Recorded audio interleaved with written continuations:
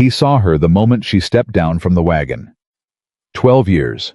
Not a letter. Not a word. Not even a rumor to tell him she was still breathing.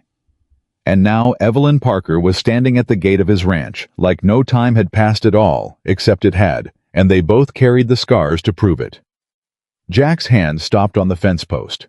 Then he saw the child. A girl, maybe 10 or 11. Standing in the dust beside Evelyn, squinting at him with eyes he recognized because he saw them every morning in the mirror. His throat closed. If you're already feeling something, you're not alone, and this story is just beginning. Subscribe to the channel, follow along until the very end, and drop a comment telling us what city you're watching from. I want to see how far this story travels. Jack Holloway had been awake since before the sun came up. That was nothing new.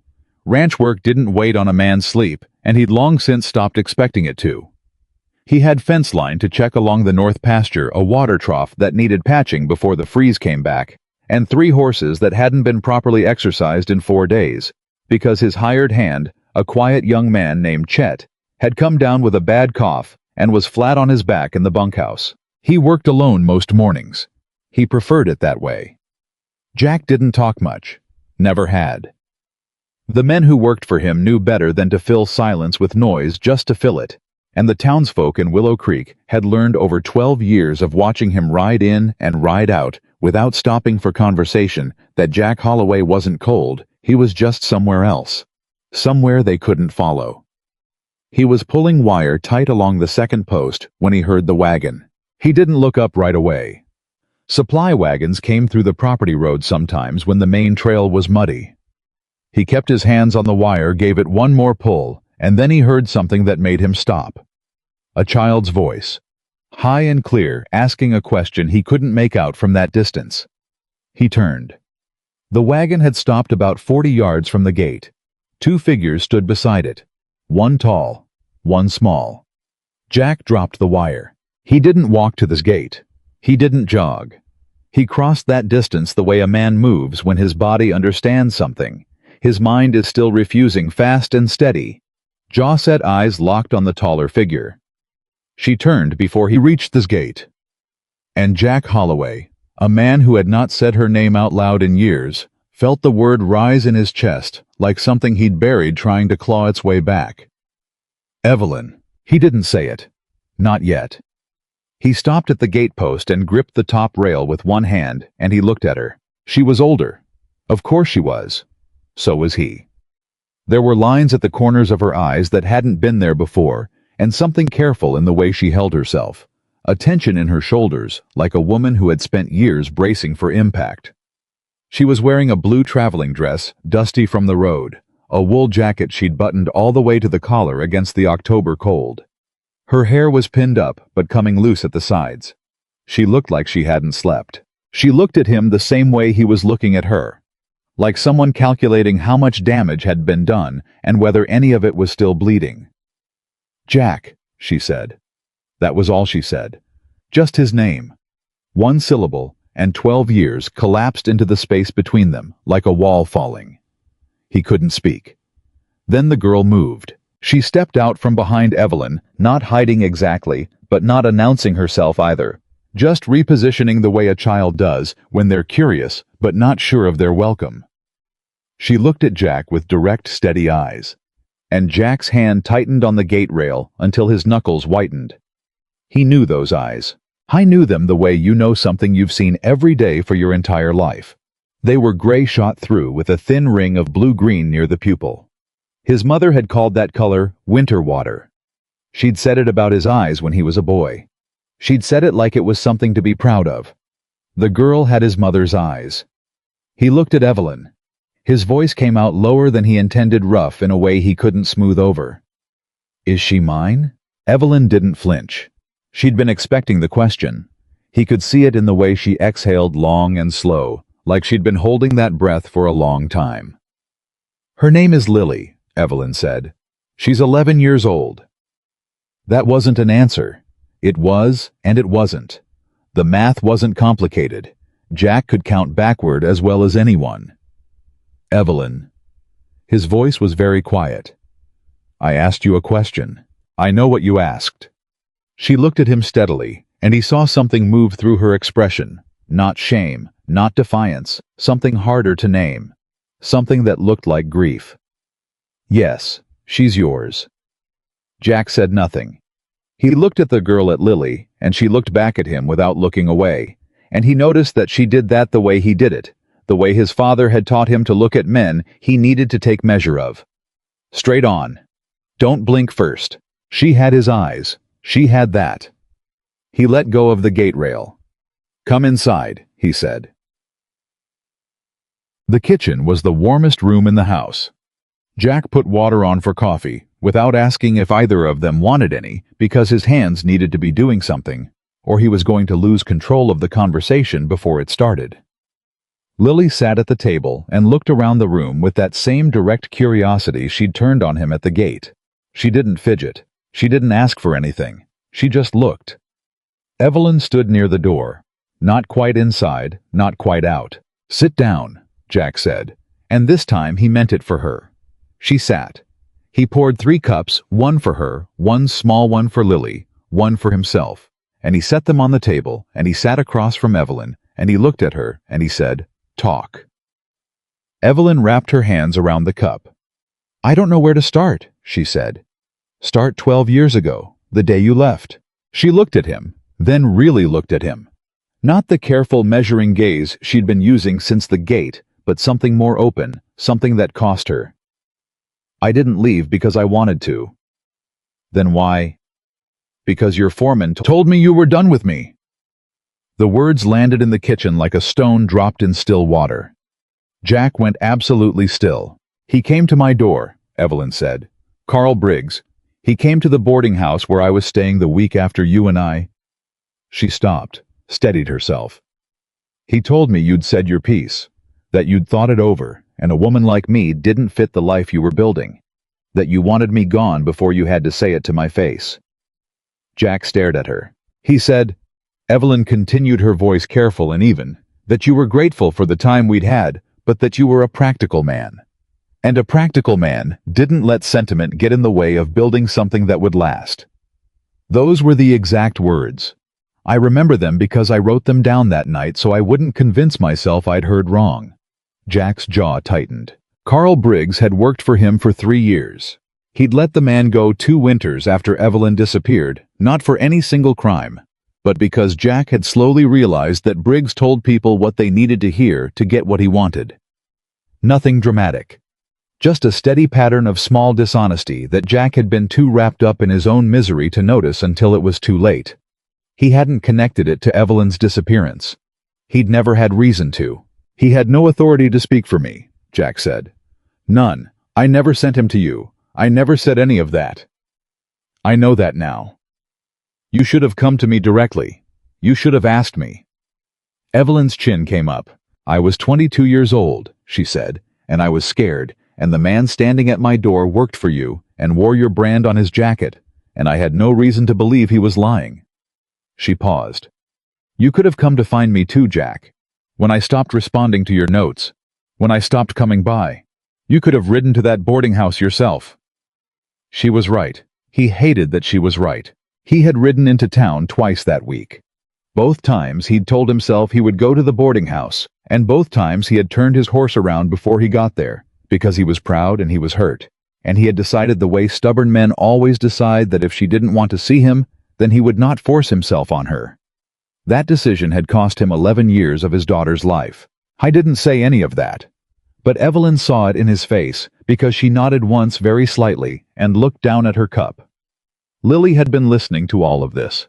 She was the kind of child who went quiet when adults argued, not frightened quiet, but paying attention quiet. Now she looked at Jack across the table. "She didn't tell me who you were for a long time," Lily said. "She said my father was a good man who didn't know about me." Jack looked at his daughter. The word was enormous. Daughter. He'd never applied it to a real person before. He'd thought about it sometimes in the abstract, wondered the way solitary men wonder things they don't let themselves dwell on, but he'd never sat across a table from the reality of it. "What else did she tell you?" he asked. That you were a rancher in Montana, Lily said. That you had gray-blue eyes. That you were the kind of man who fixed things that were broken before they got worse. Jack glanced at Evelyn. She was looking at the table. Why did you come back now? He asked her. After 11 years. Evelyn took a breath. Lily started asking questions I couldn't answer. Questions about where she came from, about whether her father was alive, about what kind of man he was. She met his eyes. She deserved to know. And I... She stopped. And you, he pressed. I was tired, she said quietly, of carrying all of it alone. The second hour of their conversation was harder. Jack asked the questions he needed to ask, and Evelyn answered them, and some of the answers were things he could understand. A young woman alone, frightened, making decisions with incomplete information, and some of the answers left a cold pressure in his chest that he knew would take a long time to work through. She had gone to Billings, she told him. She'd had a small amount of money saved. She'd found work as a seamstress, then as a housekeeper, for a widow who ran a modest boarding house. Lily had been born on a February morning in 1875, healthy and loud, and with a full head of dark hair. Evelyn had raised her there in Billings for 8 years, and then the boarding house had been sold, and the widow who'd employed her had died, and she'd spent 3 difficult years moving between small jobs in different towns, always keeping Lily fed and clothed and in school wherever possible. She had not, she said, ever told anyone who Lily's father was. Not because she was protecting Jack. Not initially. But because she'd believed Carl Briggs. She'd believed that Jack Holloway wanted no part of her or any child she might carry.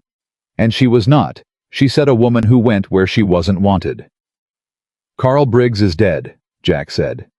Died of a fever 4 winters ago. Evelyn absorbed this. I didn't know. There's no one to answer for it now, not from him. No, she agreed. And then quietly, I'm sorry. I should have verified what he told me. I know that. I've known it for years. Lily looked at her mother, then back at Jack. Are you angry? She asked him directly. Jack considered the question. He was honest enough with himself, at least, to admit that angry wasn't quite the word. Angry was what he felt when a horse pulled a tendon unnecessarily or when a man lied to his face.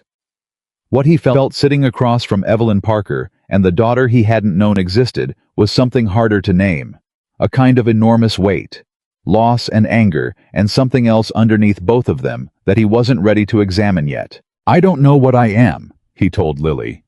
But it's not your fault. None of it. Lily looked at him steadily. I know, she said. I just wanted to know if you were going to pretend. Jack almost smiled at that. No, he said. I don't pretend. Good. She looked at his hands on the table. Can I see the horses after? And that was how, in the middle of the hardest conversation of his life, Jack Holloway found himself promising his daughter a walk to the stable. He showed her the horses. He couldn't not. Lily walked through the stable the way children walk through places they've been dreaming about, slowly, with great seriousness, looking at each animal with her full attention. She didn't grab or squeal. She reached her hand out flat and waited for the horses to come to her, which they did one by one, because animals understand something about certain people that humans take longer to see. She stopped in front of his best mare, a steady bay named Agnes. She's the eldest, Lily said. It wasn't a question. By 6 years, Jack said. She watches the others. Yes. Lily stroked the mare's nose. I've always wanted a horse. Jack stood beside her in the quiet of the stable and looked at his daughter, 11 years old, serious and careful and completely unafraid of a 1,200-pound animal.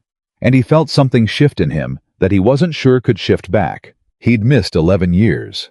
The thought hit him the way a cold wind hits a man who stepped outside without a coat full force with no warning, taking the air out of him for a moment.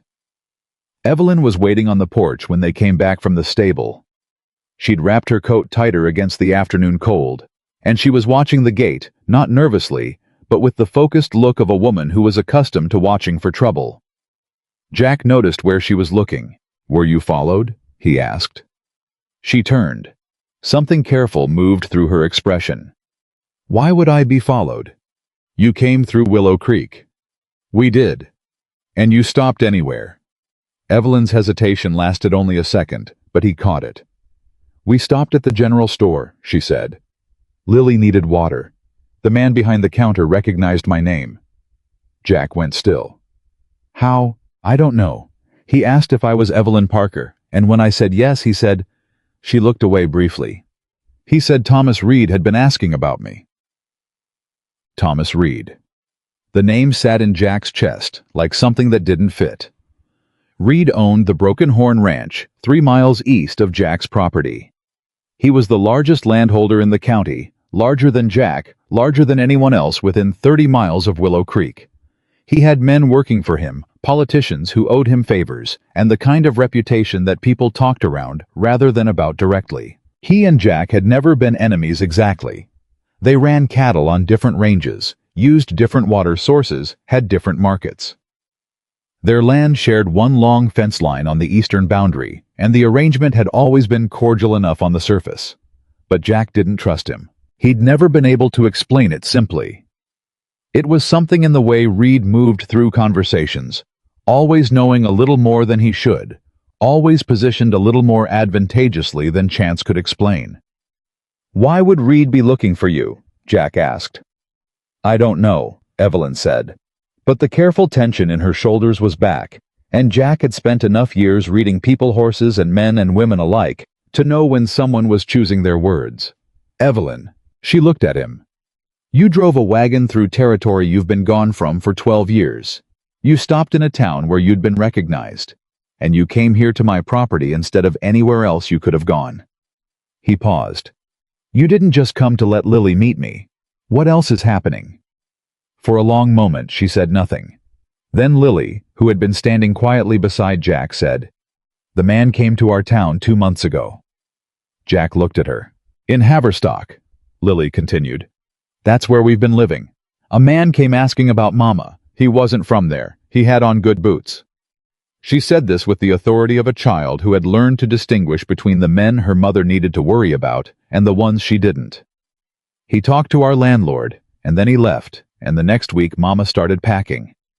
Jack looked at Evelyn. She had the look of a woman who'd been caught in a truth she'd planned to reveal on her own schedule. He was asking about the land, she said finally. About a deed. About whether my name appeared anywhere in the title records for a parcel on the western edge of Reed's property. Jack said nothing. He waited. My father, Evelyn said, left me a piece of land in Montana Territory, in his will. He died when I was 19 before I ever came to Willow Creek the first time. I never claimed it because I didn't know what the claim was worth, and because I was trying to get as far from this part of the territory as possible. She took a breath. The deed was in my name. It still is. And the parcel it describes... She stopped. Sits on what's now Reed's eastern range, Jack said. She nodded. Jack leaned against the porch post and looked out at the land that had been his for 12 years, the land he'd built himself, the land that was currently the only uncomplicated thing in his life. He found out, Jack said. Somehow he found out the title was never transferred, that it was still in your name. Yes. And he sent someone to find you. Yes. And you came here. The wind moved through the yard. A horse stamped in the stable. Lily stood very still. I came here, Evelyn said, because I didn't know where else to go that was safe, and because Lily needed to know her father, and because... She stopped again, and this time what crossed her face was something unguarded and briefly visible before she put it away again. Because you were always the person I should have come back to, and I kept finding reasons not to. Jack looked at her for a long moment. She had come because she was frightened. She had come because of the land. She had come because of Lily. All of those things were true, and none of them were the whole truth, and he was not yet ready to untangle which parts of what she'd just said were the ones that mattered most. But she was here. And Lily was here. And Thomas Reed was 3 miles east already sending men to find a woman who had a legal claim to land he'd been using as his own for years. You'll stay here tonight, Jack said. Evelyn straightened. I don't want to put you in the middle of this. I'm already in the middle of it. He looked at her steadily. You brought a deed dispute to my gate, and a daughter I didn't know I had. I'm in the middle of it whether you put me there or not. She held his gaze. After a moment, she nodded. Chet, still coughing, heard the wagon in the yard when Jack sent him to unhitch the horse and see to it for the night. He looked at Evelyn and Lily without much expression, which was his usual expression about everything, and did what he was asked, and Jack trusted him to keep his mouth shut, because Chet had never in 3 years said a word about anyone's business that wasn't his to say. That night, Jack made up the spare room for Evelyn and Lily. He found an extra quilt that had been his mother's, and he set it at the foot of the bed without comment. Lily fell asleep almost immediately, the particular boneless sleep of a child who had been traveling for days and had run out of the energy to be vigilant. Evelyn didn't sleep. Jack could hear her moving in the room above his. He sat at the kitchen table after midnight with a cup of cold coffee and the deed she'd shown him before she went upstairs. A folded paper document, water-stained at one corner with her father's name, and her name in ink that had faded but was still legible. The parcel was described in surveyor's language that Jack read slowly and carefully, and when he was done reading it, he sat with it in his hands for a long time. The parcel bordered his own property on the eastern side. He knew that land. He'd ridden along that fence line for years. Reed had run cattle on it for at least 8 of those years, and before that, Jack had assumed it was territory that had simply gone unclaimed. He'd never thought to ask who it belonged to. He set the deed on the table and looked at it. Evelyn's father had left her something. She'd been too young and too frightened to claim it, and she'd run from this part of the territory, and 12 years had passed, and the land had sat there under Reed's cattle, while Reed collected income from it, and no one looked too closely at the title. And now Evelyn had come back. Jack could see what Reed was afraid of. Not just the legal exposure a man with Reed's resources could navigate a title dispute without losing sleep. What Reed was afraid of was the visibility. Questions about how he'd come to use land he didn't own. Questions about what else he might have taken that didn't belong to him. Men like Reed didn't just worry about the law. They worried about the county knowing. And Jack, sitting at his kitchen table at 1 a.m, with a woman sleeping above him and a daughter he hadn't known about, this time yesterday, realized that Thomas Reed was not going to let Evelyn Parker stay in Willow Creek quietly. He reached over and set the deed carefully in the inside pocket of his jacket, which was hanging on the chair back. Then he blew out the lamp. He didn't sleep well, but he slept. The knock on the front door came at 7 a.m. Jack was already up, coffee already poured, standing at the window, watching the frost on the yard grass begin to give way to the morning sun. He heard the knock, and he set down his cup, and he crossed to the door and opened it without hurrying. 2 men stood on his porch. I didn't recognize either of them, but he recognized their type. Hired men, neatly dressed by working man standards. The kind of careful blankness in their faces that said they were accustomed to delivering messages that weren't welcome. Mr. Holloway, the taller one said, Thomas Reed sends his regards. He'd like a word with you at your earliest convenience, and he'd like to know. The man paused just barely. Whether you're presently hosting any guests. Jack looked at him for a long moment. Tell Mr. Reed, Jack said, that my guest list is my business. And tell him if he wants a word with me, he knows where my property line is. He closed the door. He stood in the hall for a moment, listening. Behind him at the top of the stairs, he heard a single soft footstep. He turned. Evelyn was standing at the top of the stairs, dressed, her hair already pinned, watching him with those careful eyes. She'd heard. How long, Jack said quietly, before he comes himself? Evelyn came down 3 steps, one hand on the rail. He won't come himself, not first. He'll try the law. He has a judge. She paused. Judge Avery in Millhaven. Reed has contributed to 3 of his campaigns. Jack absorbed this. Is the deed legal? He asked. It's my father's handwriting. The witnesses are listed. I had a lawyer in Billings look at it 2 years ago when I found out what the land was worth. She met his eyes. It's legal. Then we use it. It's not that simple, Jack. A man with Reed's resources can make a legal document disappear. He can bring forward witnesses to say the survey was done wrong. The description is off. The signatures can't be verified. He can tie it up in court for 2 years, and in 2 years, he can do a great deal of damage to anyone standing in his way. Is that what you're afraid of? She looked at him steadily. I'm afraid of what he's capable of. Yes. Jack looked at her for another moment. Then he went to the kitchen and picked up his cup. Eat something, he said. Both of you. We have a long day ahead. Upstairs he heard Lily moving. The sound of a child waking up in a house small and ordinary, and to Jack completely unfamiliar. He stood in the kitchen doorway and listened to it, and something that had been very cold inside him for a very long time began slowly to consider the possibility of warmth. I didn't know yet what any of this was going to cost him. But he knew with a certainty that surprised him in its steadiness that he was not going to let Thomas Reed take anything more from this family. Whatever that word was going to mean now, whatever it was going to require, he was not going to let that happen. The 2 men Reed sent didn't leave right away. Jack knew because he watched them from the window, standing at the edge of his property road, talking in low voices, one of them writing something in a small notebook. They stayed for nearly 20 minutes before climbing back onto their horses and riding east toward the Broken Horn. He said nothing about it to Evelyn. She already knew. Lily ate breakfast, like she'd been doing it at that table her whole life, quietly, efficiently, with the focused attention of a child who understood that food was not something to waste. She asked if she could have another biscuit, and Jack said yes without thinking, and Evelyn looked at him across the table with an expression he couldn't quite read. He poured himself more coffee and stood at the kitchen window and watched the road. He'll move fast, Evelyn said. Reed. He's not the kind of man who gives people time to get organized. Neither am I. She folded her hands around her cup. Jack, you don't owe me anything. You know that. I came here because Lily needed... I heard you the first time. He turned from the window. And I'm telling you right now, so we don't have to have this conversation again.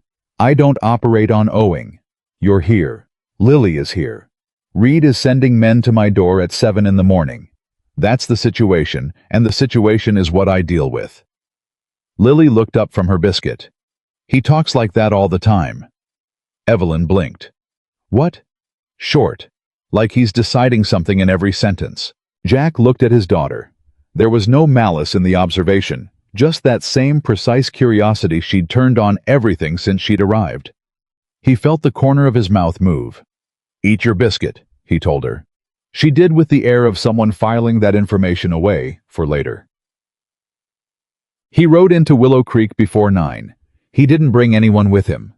Chet was still sick, and besides what Jack needed to do that morning, didn't require backup. It required discretion, and discretion traveled better alone. His first stop was the Land Registry Office, a single-room building next to the post office, run by a thin, precise man named Bernard Holt, who had held the position for 18 years, and who was, as far as Jack could tell, the most reliably honest person in the county.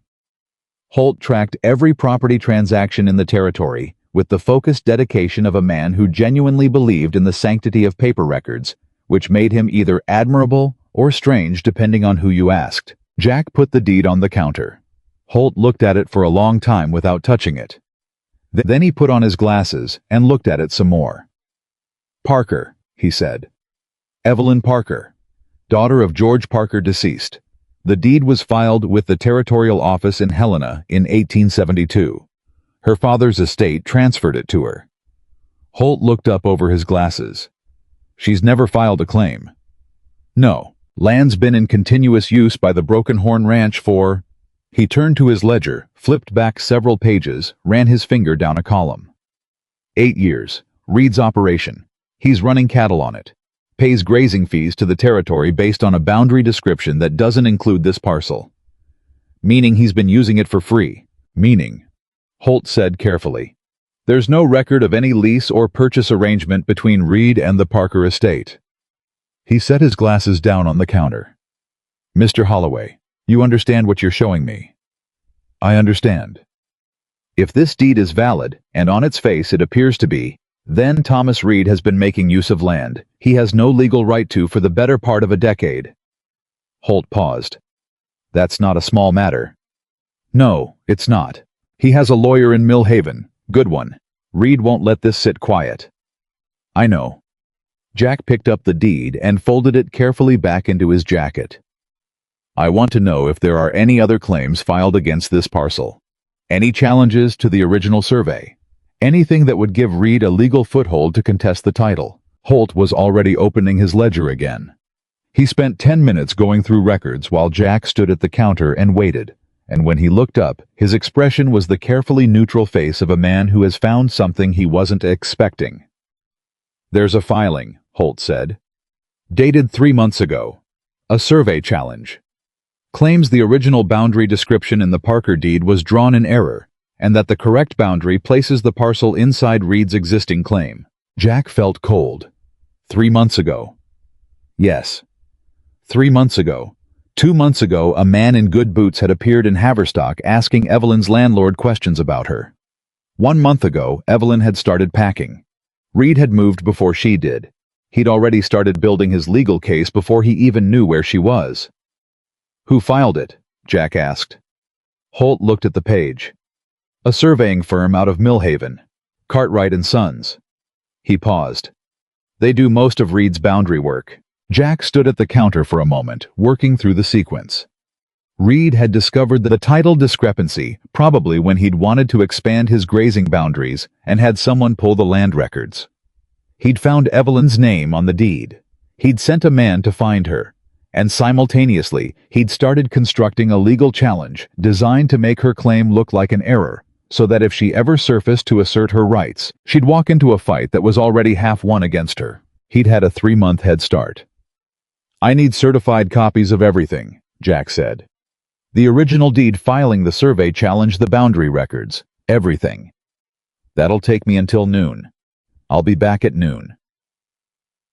His second stop was the law office of a man named Silas Drum, who had practiced in Willow Creek for 9 years, and who was in Jack's estimation smart enough to be useful and independent enough to be trusted. Drum was not glamorous. He was a short, round-faced man, with ink perpetually on his fingers, and the habit of repeating your last sentence back to you before he responded to it, which Jack had initially found irritating, and had come to understand was Drum's way of making sure he'd heard correctly. Jack told him the situation in 6 minutes flat. He laid out the deed, the survey challenge Reed's men at his door, and Evelyn's history with the land. He said it the way he said everything, short, and in the right order, with nothing added that didn't need to be there. Drum listened without interrupting. When Jack finished, Drum repeated, "She's been in possession of the deed since 1872 and never filed a formal occupancy claim." Correct. And Reed has been running cattle on the parcel for 8 years with no lease agreement on record. Correct. Drum tapped his ink-stained finger on the desk. The survey challenge is the problem. That's Reed's move. He's not going to try to buy her out or threaten her directly, because either of those things creates a paper trail that admits he knows the title's hers. He's going to argue the title was never valid to begin with. If the court accepts the survey challenge, the parcel reverts to unclaimed territory, and Reed can file a proper claim on it before anyone else does. Can he win that? With Avery on the bench? Drum was quiet for a moment. He has a better than even chance. Avery isn't corrupt exactly. He's just accommodating where Reed is concerned. What do we need? The original survey documentation from Helena. A counter affidavit from a qualified surveyor, not Cartwright, someone Reed doesn't own. And ideally, Drum looked at him, any witnesses who can testify to the history of the parcel. Anyone who knew George Parker knew he owned that land, knew it was left to Evelyn. Jack was quiet for a moment. There's one more thing, he said. He told Drum about Carl Briggs. About what Evelyn had been told 12 years ago, and why she'd left, and what the timing meant. Drum listened to this very carefully. You think Reed was involved? Drum said. I think Briggs told Evelyn a specific lie at a specific time and then disappeared from my employment within 2 years. I think Evelyn's departure meant the land sat unclaimed longer, and I think Reed knew about the deed before anyone else in this county did. Jack looked at the lawyer evenly. I don't know if Reed gave Briggs that instruction, but I know the outcome benefited Reed, and Reed is the kind of man who arranges outcomes." Drum was quiet for a long moment. "That's a serious accusation," he said finally. "I'm not making it in court. I'm telling you so you understand the shape of what we're dealing with." Drum nodded slowly. "I'll start on the Helena request today. The counter-survey will take time.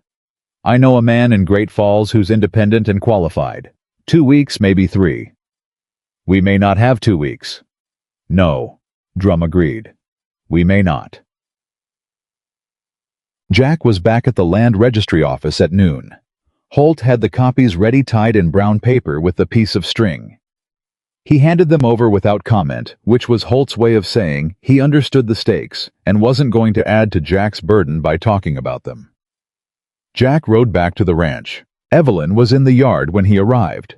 She'd found something useful to do with her hands. She was rehanging a gate latch that had been loose for longer than Jack cared to admit, using tools she'd apparently located in the barn without asking anyone's permission. She looked up when he came through. "How bad?" she asked. He swung down from his horse and handed the reins to Chet, who had emerged from the bunkhouse looking slightly less gray than he had that morning. Then he told Evelyn what he'd found. The survey challenge. The Millhaven firm. The 3-month head start. She listened with her hands still on the gate hardware, not looking away from him, and when he finished, she was quiet for exactly 3 seconds. "He had Briggs do it," she said. Jack stilled. "What?" "Carl Briggs." She set the wrench down carefully on the fence post. "He worked the Reed Ranch before he worked yours. Did you know that?" Jack stared at her. "No." 3 years, before he came to you. I found that out 2 years ago when I was looking into the deed. I wrote to someone in Willow Creek. I didn't sign the letter with my name and asked about the property history. The person who wrote back mentioned Briggs in passing.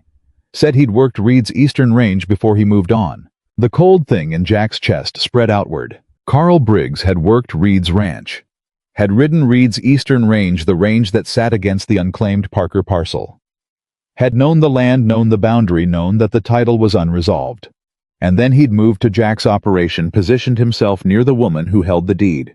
And when the moment presented itself, when Jack and Evelyn's relationship had reached the point where Evelyn might have settled in Montana, might have looked into her father's land, might have talked to a lawyer, Briggs had gone to her door and made sure she ran. And she had run. Straight out of Montana, straight away from the land, straight away from any possibility of filing a claim or asking questions. For 12 years. "He was Reed's man," Jack said. "The whole time." "Yes, I think so." Jack stood in the yard and felt the shape of it settle into place around him, like the frame of a building, building the clean architecture of a 12-year deception. A woman sent away. A child kept secret. A piece of land left to gather dust while a man built his empire on top of it. And at the center of it all, Thomas Reed, who had never had to do anything violent or dramatic, who had simply arranged for the right lie to reach the right woman at the right moment, and then waited for geography to do the rest. He looked at Evelyn. "You came back knowing this." "I came back knowing most of it. I didn't know about the survey challenge. That's new." She picked up the wrench again. "Reed has had 3 months to build his case.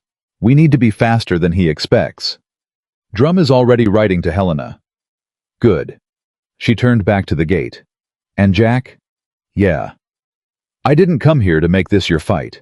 He watched her hands steady and sure on the hardware. Evelyn Parker, who had raised his daughter alone in 3 different towns, who had found a deed lawyer in Billings at 24 years old, who had ridden back into a county where a powerful man wanted her gone with nothing but a folded piece of paper and 11 years of resolve. "I know," he said. "But it is anyway." She didn't argue. She finished the gate latch with 2 more turns of the wrench, tested it 3 times, and nodded once when it held. Lily found the boundary fence that afternoon. Jack didn't know she'd gone until Evelyn came into the kitchen doorway with a look on her face that was carefully composed over the top of something that was not. "She went east," Evelyn said. "She wanted to see where your land ended." Jack was already moving. He found Lily at the fence line, standing on the bottom rail to see over the top, looking out across the grass on Reed's side. She heard him coming and didn't startle, just looked over her shoulder with that steady gaze. "That's his land," she said. "Reed's, yes. And some of it should be Mama's. It should." Lily turned back to look at it. She was quiet for a moment. "If she gets it back," she said, "what does that mean? For us?" Jack stood beside her at the fence.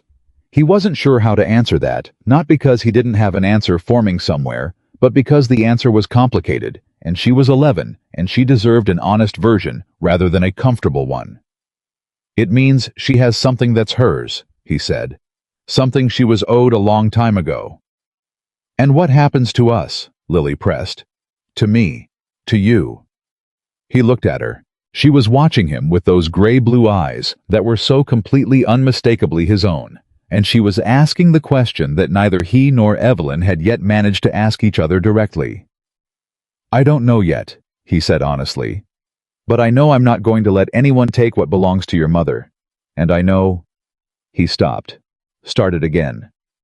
"I know that yesterday I didn't know you existed, and today I'm standing at a fence line with you. And I'm not sorry about either of those things." Lily considered this. "That's not really an answer," she said. "No, but it's the truth." She seemed to accept that. She climbed down from the fence rail and stood beside him in the grass, and after a moment she said, "I think he's watching." "What?" She nodded toward the east. Far across the field near a line of scrub brush at the base of a low hill, there was a shape, a man on horseback sitting still watching them. Jack looked at it for a long moment. The figure didn't move, didn't come closer, just sat there making sure Jack knew it was there. Reed was sending a message. Jack put his hand briefly on Lily's shoulder. "Come back to the house." She went, and Jack stayed at the fence for another full minute, looking at the rider in the distance, letting the man see that he wasn't moving either. The message arrived that evening. A sealed letter delivered by a boy of about 14 who knocked twice and handed it to Jack with the blank efficiency of a child who'd been paid to deliver something and wanted no further involvement. Jack broke the seal at the kitchen table with Evelyn sitting across from him. It was from Reed's lawyer. 3 paragraphs of precise legal language that said in plain translation, Thomas Reed was aware that a woman named Evelyn Parker was presently residing on the Holloway property. Mr. Reed wished to make clear that any claim she believed she held to the parcel in question had been rendered void by the survey correction filed 3 months prior. Mr. Reed was prepared to be generous in settling any misunderstanding and invited Ms. Parker to meet with his attorney at the Willow Creek Hotel at her earliest convenience to discuss a fair resolution. Evelyn read it twice. Her expression didn't change. "Generous," she said. "He wants you to take money and walk away. He wants me to sign something that says the deed was never valid. That's what a settlement means in a case like this." She set the letter on the table. "If I sign it, he's protected. No one can come back later and challenge his title. You're not signing it." "I know I'm not." She looked at him steadily. "But he doesn't know that yet. And there might be something useful in letting him think I'm considering it." Jack looked at her. This was the thing about Evelyn Parker that he'd forgotten, or perhaps had never fully understood when he was young. She thought ahead. She didn't react and regroup, she anticipated. She'd raised a child alone in 3 towns on insufficient money, and she hadn't done that by being reactive. "What are you thinking?" he asked.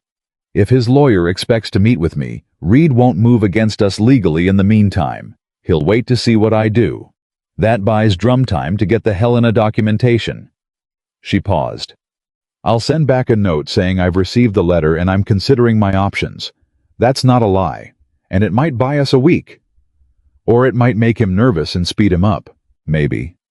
She held his gaze. "But I think Reed is more comfortable when he thinks he's in control. If he believes I'm wavering, he'll let himself relax." She picked up the letter. "He underestimated me once already, Jack.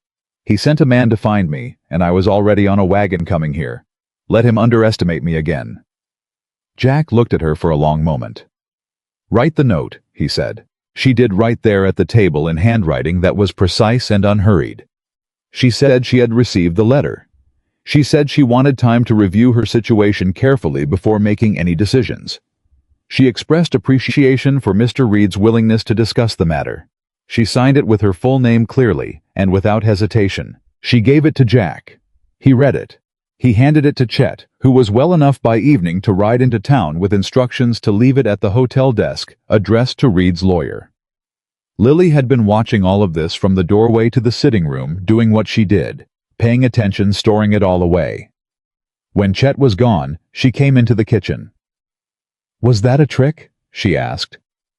"It was a strategy," Evelyn said. Lily thought about the distinction. "Because a trick sounds like you're being dishonest." "I told him the truth. I am reviewing my situation carefully." Evelyn's mouth curved just slightly. "I didn't tell him what I concluded." Lily looked at her mother for a moment, then at Jack.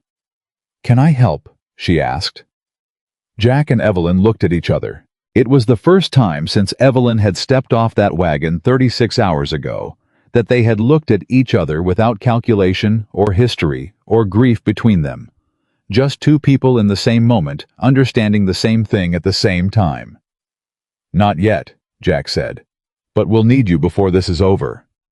Lily nodded, as though that was exactly what she'd expected, and went to wash her hands for supper. That night, Jack couldn't sleep again. He sat at the kitchen table after midnight, not with cold coffee this time, but with a lamp turned low, and the certified copies of the land records spread in front of him.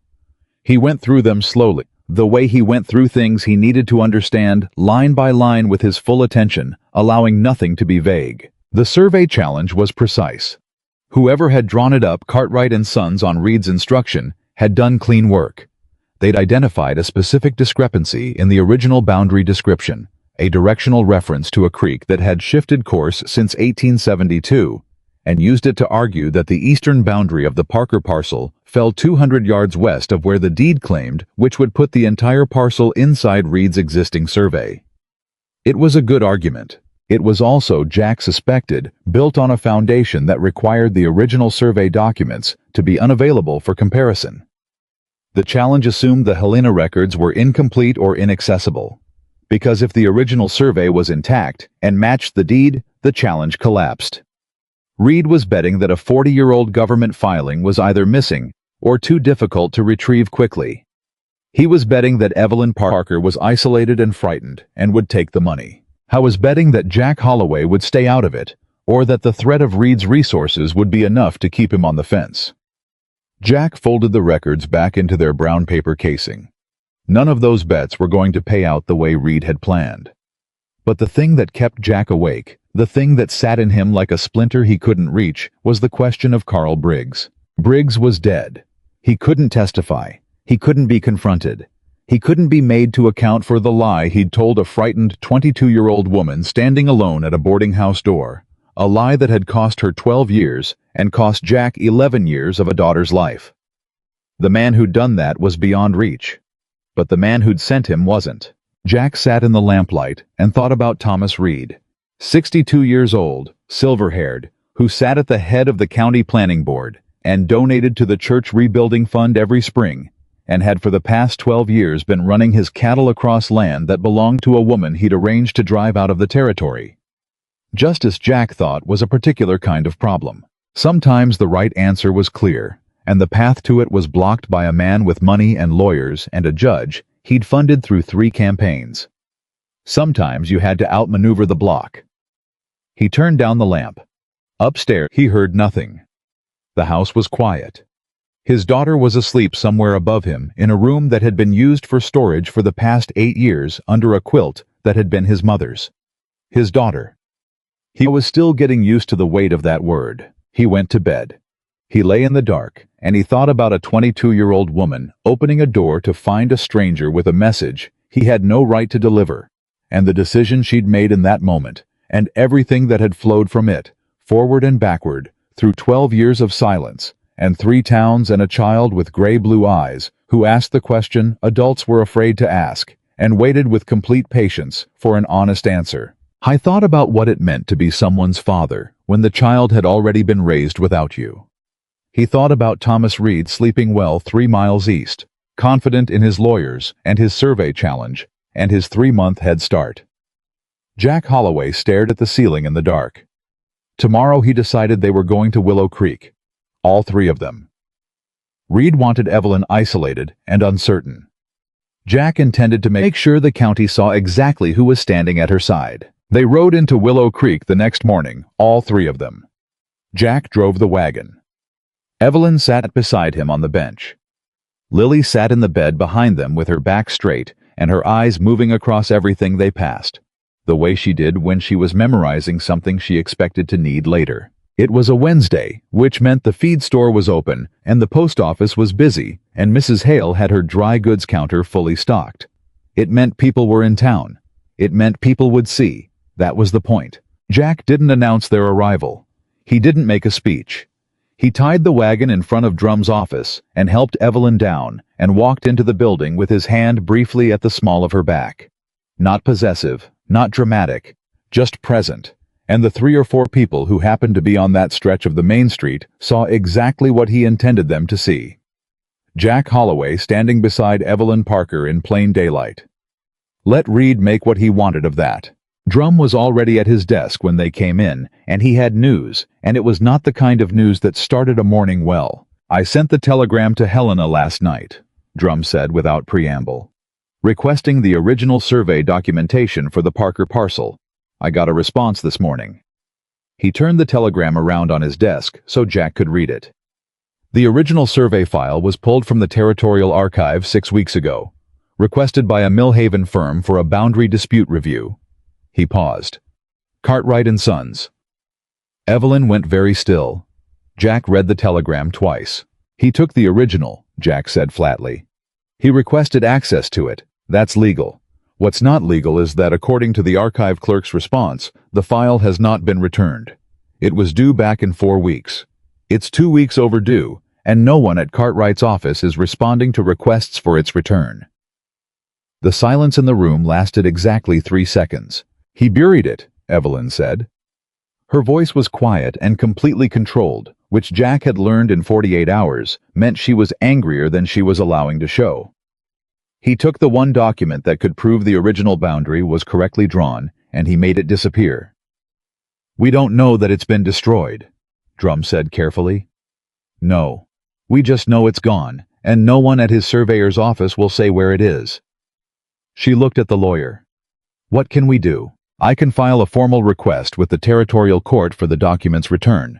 That creates a legal record that the file was improperly withheld. It also, Drum paused. It also alerts Reed that we're pursuing this angle, which may cause the document to become permanently unavailable. Or may cause whoever has it to get nervous, Jack said. Drum looked at him. Possibly. File it, Evelyn said. Both men looked at her. File it today, she said.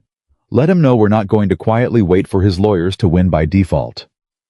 If the document surfaces because someone panics, we gain the evidence.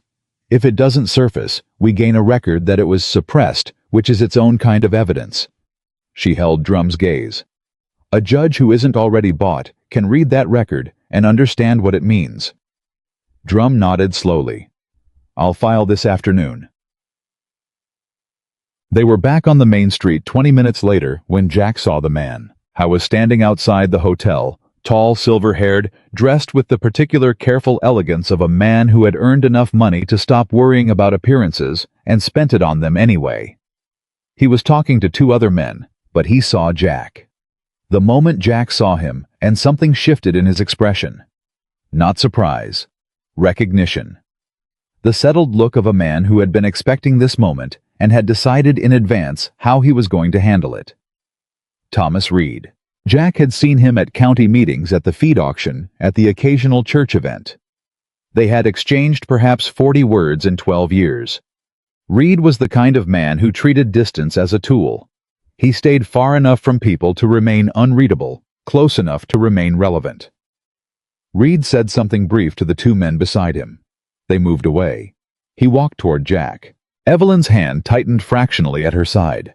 Lily, standing slightly behind them, went quiet the way she did when she was paying the most. Reed's tone was pleasant, the way expensive lawyers are pleasant, without warmth, without edge, without anything that could be held against him later. I hope she'll find them limited enough to make our offer attractive. It's a generous one. We'll determine that, Evelyn said, after we've spoken with our own counsel. Reed looked at her directly for the first time, and something moved in his expression. Something brief, and assessing the way a man looks at an opponent he's revising his estimate of. You've hired Silas Drum, Reed said. Not a question. I've consulted with him, yes. Good man, limited resources. Reed adjusted his coat collar. Ms. Parker, I'm going to be plain with you because I find directness saves time. The survey challenge will hold. The original documentation that might have contested it has unfortunately become difficult to locate. Your deed without that supporting documentation is a piece of paper that describes a boundary that no longer matches the surveyed record. He paused. My offer gives you something real. Continuing to contest this gives you a legal bill and eventually nothing. He said all of it with the calm of a man who had run these conversations before and knew how they ended. Evelyn looked at him for a long moment. Mr. Reed, she said. My father left me that land 22 years ago. I was 20 years old and frightened, and I didn't know what it was worth. You did. And you've been collecting the benefit of it for 8 years while making sure I was in no position to ask questions. She didn't raise her voice. She didn't step back. You want me to sign something that says the deed was never valid. I'm not going to do that. Reed's expression didn't change. Then we'll see each other in court. We will. He looked at Jack. I hope you understand what you're involving yourself in. Jack looked at him evenly. I understand exactly what I'm involved in. Reed held his gaze for another moment, then nodded once, a small, precise movement, and walked back toward the hotel. Jack watched him go. Lily came to stand beside him. He was scared, she said quietly. Jack looked at her. What makes you say that? His hands. She looked at the place where Reed had been standing. He kept them very still. People do that when they're trying not to show they're scared. Jack looked at Evelyn. She was watching Reed's retreating back with an expression that had shifted from controlled anger into something colder and more focused. He knows about the Helena filing, she said. Drum hadn't even sent it yet, and Reed already knew we were looking at the original documents. I was here this morning because someone told him. Jack felt it land. Drum's office. Or the telegraph office. She turned to him. Someone in this town is reporting to Reed. We need to assume anything we say in a public office is heard. That changed things. It changed them fast. Jack made the mistake before noon. He went back to Drum's office while Evelyn took Lily to the dry goods store for supplies they actually needed. He told Drum directly, and without enough consideration of the risk, that he intended to file his own affidavit. A statement of what Carl Briggs had done, of the relationship between Briggs and Reed's operation of the timeline, that showed the dispossession of Evelyn Parker had been deliberate and coordinated. It was the right information. The wrong move made too fast. Drum looked at him steadily when he finished. An affidavit about a dead man, asserting he acted on Reed's instructions, with no living witness to confirm, it will be dismissed in 20 minutes. And it will tell Reed exactly what you know and what you don't. Drum paused. He doesn't know yet that you've connected Briggs to him. If you file that affidavit, he'll know, and he'll have time to prepare for it. Jack sat back in the chair. He'd moved on instinct. On the same blunt forward momentum that worked for fence lines and broken equipment and horses that needed handling. Identify the problem, address it directly. It didn't work the same way in law. In law, what you revealed was as important as what you knew, and he'd been about to hand Reed a map of their entire strategy. Don't file it, Jack said. No, Drum agreed. Not yet. He rode back to find Evelyn, and he told her what he'd almost done. He told her plainly without softening it, because she deserved to know how close he'd come to damaging their position through his own impatience. She listened. She didn't say, "I told you so." She didn't reassure him that it was fine. She said, "We need to be more careful." And that was the end of it. He respected her more for not making it smaller than it was. They were halfway home when Lily said from the back of the wagon, "The man at the feed store knew something." Jack kept his eyes on the road. What man? Old, white hair, He came in while Mama and I were buying flour, and he looked at Mama for a long time. Then he looked away very fast and left. Lily was quiet for a moment. But before he looked away, he said something, under his breath. I don't think he meant me to hear. Evelyn turned in the bench seat. What did he say? He said, George Parker's girl. Lily held her mother's gaze. He knew your father's name. The wagon moved through the empty road, and the October wind pushed at the grass on both sides, and Jack let the silence sit for a moment while he thought. Did you see which way he went? He asked. North, Lily said. Past the church. He had a limp on his left side, and he was wearing a green coat with a tear at the left shoulder. Jack glanced at Evelyn. She was already thinking. He could see the calculation moving through her face the way she'd looked at Reed's letter the night before, taking it apart, finding the useful piece. Bernard Holt, she said slowly. At the land registry. He knew my father's name was on the deed. Could he be? Holt is thin and dark-haired, Jack said. This isn't Holt. Then who? He didn't have an answer. But he thought about it for the rest of the ride, and that night, after Lily was asleep and the lamp was low, he took out the deed and looked at the names of the original survey witnesses. 2 names. Both listed as residents of Willow Creek, 1872. The first name was illegible water damage had blurred it beyond reading. The second name was Clarence Webb. Jack found him the next morning, not through any complicated detection, just through the simple fact that Willow Creek was a small town, and a white-haired man with a limp and a green coat with a tear in the left shoulder was not, it turned out, difficult to identify once you asked the right person. The woman at the post office who knew everyone and their business without being asked told Jack without hesitation that Clarence Webb lived in the small house behind the Lutheran church, had lived there for 20 years, and had worked as a land surveyor for 30 years before his knees gave out. Jack went to the house alone. He knocked. A long pause. Then the door opened, and the man looked at him with eyes that were already afraid. He was perhaps 70. White-haired left leg carried stiffly green coat with a tear at the left shoulder. He looked at Jack the way people look at consequences they've been expecting and dreading in equal measure. Mr. Webb, Jack said, I know who you are. Webb's voice was rough from age. You're Jack Holloway, and I know why you're here. He looked past Jack briefly at the empty street. Come in, before someone sees you standing at my door. The inside of Webb's house was small and carefully ordered, the house of a man who lived alone and had arranged his few possessions with the deliberate attention of someone who valued control over small things because the larger ones had gotten away from him. Webb sat. Jack sat across from him. You witnessed the original survey, Jack said. The Parker parcel, 1872. I did. Webb folded his hands in his lap. I was 26 years old. I worked for the surveying firm that filed the original boundary documentation with the territorial office. George Parker hired us himself. Paid in full. The survey was clean. The boundary was correctly drawn. His hands tightened. I know what Cartwright and Sons filed last spring. I know what they claimed about the creek shifting the boundary. That's a lie. The creek wasn't used as a directional reference in the original survey. They invented that discrepancy from nothing. Jack looked at him steadily. You've known this for 6 weeks. Webb said nothing. Reed's lawyers filed the challenge 6 weeks ago. Your name is on the original document. You knew what they were claiming was false. Jack kept his voice even. Why didn't you come forward?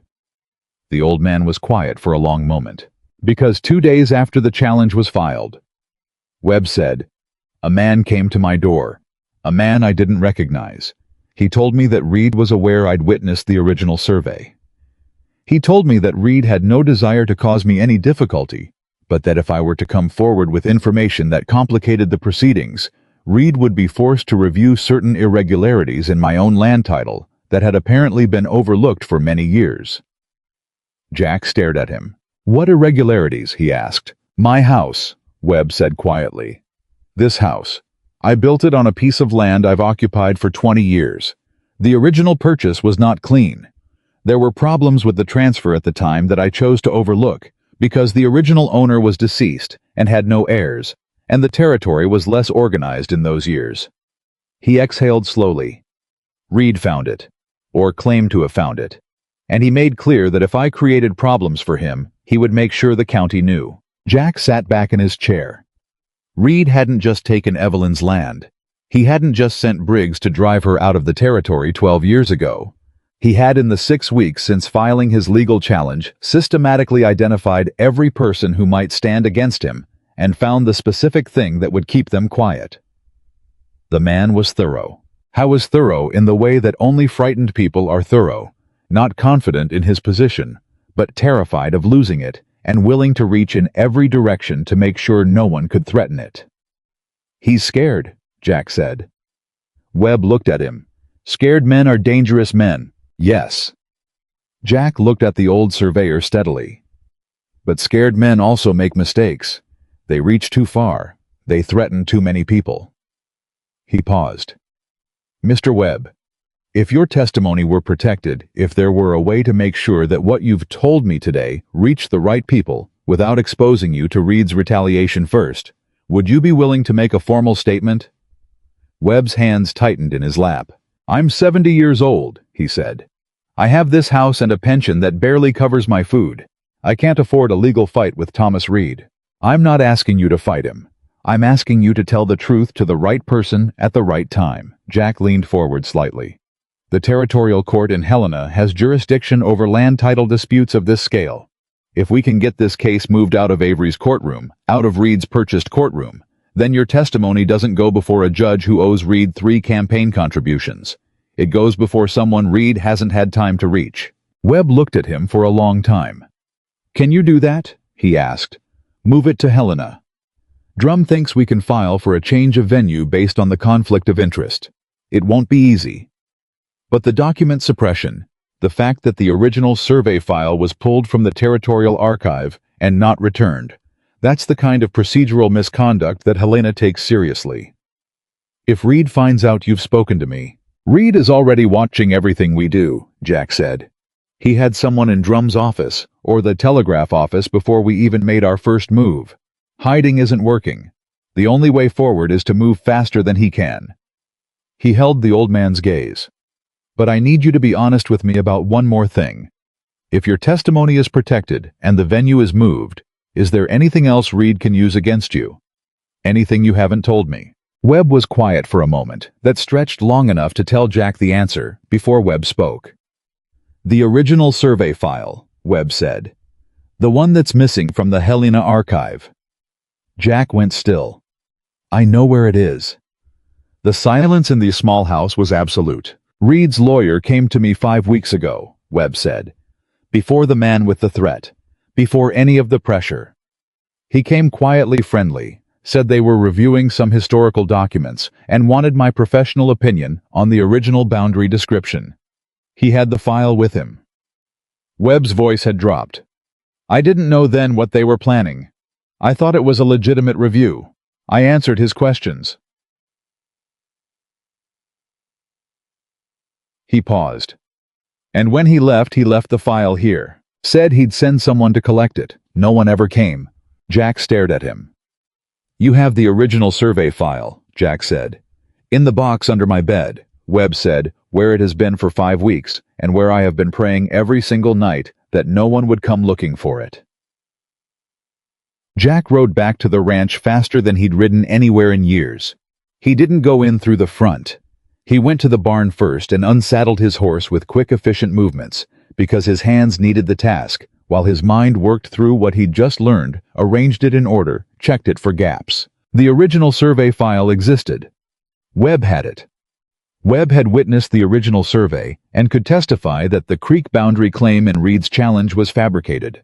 And Webb could also testify that Reed's own lawyer had been in possession of the file, had deliberately left it with a witness, rather than returning it to the archive, almost certainly to prevent the document from being available to anyone who might use it against the challenge. Reed's lawyer had made a mistake. He'd left the evidence with the one man in Willow Creek who had the professional knowledge to understand what it proved. Jack went into the house. Evelyn was at the kitchen table with a piece of paper in front of her and a pen in her hand, writing something that she covered with her forearm when he came in. Not out of deception, he could see, but out of the reflex of a woman who was accustomed to managing her own affairs before anyone else could weigh in on them. He didn't ask about the letter. He told her about Webb. All of it. The testimony, the threat, the file under the bed. She sat very still while he talked, and when he finished, she did something he hadn't expected. She stood up, picked up the piece of paper she'd been writing, and handed it to him. It was a letter, addressed to the chief clerk of the Territorial Land Court in Helena. It laid out in clear and precise language the circumstances of the Parker land deed. The survey challenged the improper withdrawal of the original documentation from the archive and a formal request for review by the Territorial Court on grounds of procedural misconduct. She'd written it that morning alone while he was in town. "I wasn't waiting for you to decide," she said. Not apologetic, not defiant, just clear. "I've been managing this situation for 12 years without anyone's help. I didn't come here to hand it to someone else to solve." Jack looked at the letter, then at her. "It's a good letter," he said. "I know." He set it on the table. "Webb's testimony changes the calculus on the venue request. Drum should know about both the letter and Webb before we send anything. Then we go to Drum today. Together," Jack said. She looked at him for a moment, and something in her expression shifted the careful distance she'd maintained, the practical efficiency she'd used like armor since she arrived. It didn't disappear, but it loosened slightly around the edges. "Together," she agreed. Lily came downstairs at that exact moment, as though she'd timed it. She looked at the letter on the table, then at both of them. "Something happened," she said. "Yes," Evelyn said. "Good or bad?" "Both," Jack said. "Mostly good." Lily nodded, as though that was the expected answer in an unexpected situation, and went to put water on for coffee, the way she'd watched Jack do it 3 mornings in a row, finding the pot, finding the water, doing it in the right order without being asked. Jack watched his daughter move around his kitchen with the ease of someone making herself at home, and felt the particular quality of that moment, the domesticity of it, the ordinariness of it. The fact that 48 hours ago, this kitchen had been the loneliest room in a quiet house, and now it contained a woman who wrote legal letters alone in the morning, and a child who made coffee without being taught. I thought about Thomas Reed 3 miles east with his lawyers and his resources, and his purchased judge and his systematic threats. He thought about Carl Briggs and the lie and the 12 years. He thought about an old surveyor with a file under his bed holding his breath for 5 weeks and praying. Reed had built his position on fear. Everyone around him was afraid of something, and he'd found each fear and pressed on it with the precision of a man who understood leverage. But fear. Jack had learned from horses, from weather, from everything that required a steady hand. And fear was only leverage as long as the other person couldn't see through it. Webb was afraid. Drum was cautious. But Evelyn Parker had ridden back into a county where a powerful man wanted her gone with a daughter and a deed, and 12 years of hardship behind her, and she had not flinched once. Not once. That afternoon, the 3 of them rode to Drum's office together, and Jack watched Evelyn spread the letter on the desk alongside the news about Webb and the file, and he watched Drum read it and look up with the expression of a man who had just understood that the case he'd thought was difficult had shifted into something else entirely. "If Webb will sign a statement," Drum said, "and if we can get that file transferred to the court under protective seal before Reed's people realize it's at Webb's house." "How fast can you file the venue request?" Evelyn cut in. 2 days, maybe 3. 1 day, she said. "File tomorrow. If Reed's lawyer remembers leaving that file with Webb, he'll send someone for it. We need the court to have custody of it before that happens." Drum looked at Jack. Jack looked at him steadily. The lawyer turned back to his desk, pulled a fresh sheet of paper, and picked up his pen. "I'll have the filing ready by morning," he said. Evelyn picked up her letter, folded it precisely, and added it to the stack of documents Drum had already begun organizing. Outside, the afternoon light was dropping toward evening. In 2 days, Reed would know that the case had been moved out of Avery's courtroom. In 2 days, he would know that the original survey file had been located, that a witness existed, that the woman he'd driven out of Montana 12 years ago had come back not just with a deed, but with evidence. Jack didn't know what Reed would do when he found out, but he intended to be ready when he did. Drum filed the venue request the next morning at 8 o'clock sharp. By 10, Reed knew. Jack was in the barn with Lily. She'd asked if she could help brush Agnes, and he'd said yes, and they'd been working in a comfortable near silence for 20 minutes, when Chet came in from the road with the particular expression he wore when he'd seen something worth reporting and wasn't sure how urgently. "Two riders from the Broken Horn just past the north fence," Chet said. "Going fast, headed toward town." Jack kept brushing. How many men does Reed keep on at the ranch? 12, maybe 14 regular hands, plus the 2 he brought up from Billings last month. Jack looked at that. He brought men from Billings. About 6 weeks ago. Nobody from town knows who they are. 6 weeks ago. The same time the survey challenge was filed. The same time Webb received his visitor. Jack set the brush on the rail and looked at Lily. She was listening. Brush paused against Agnes's flank, and she had the focused stillness she always had when something important was being said. "Finish with her," Jack told her. "Then stay inside today." Lily looked at him steadily. "Is it getting worse?"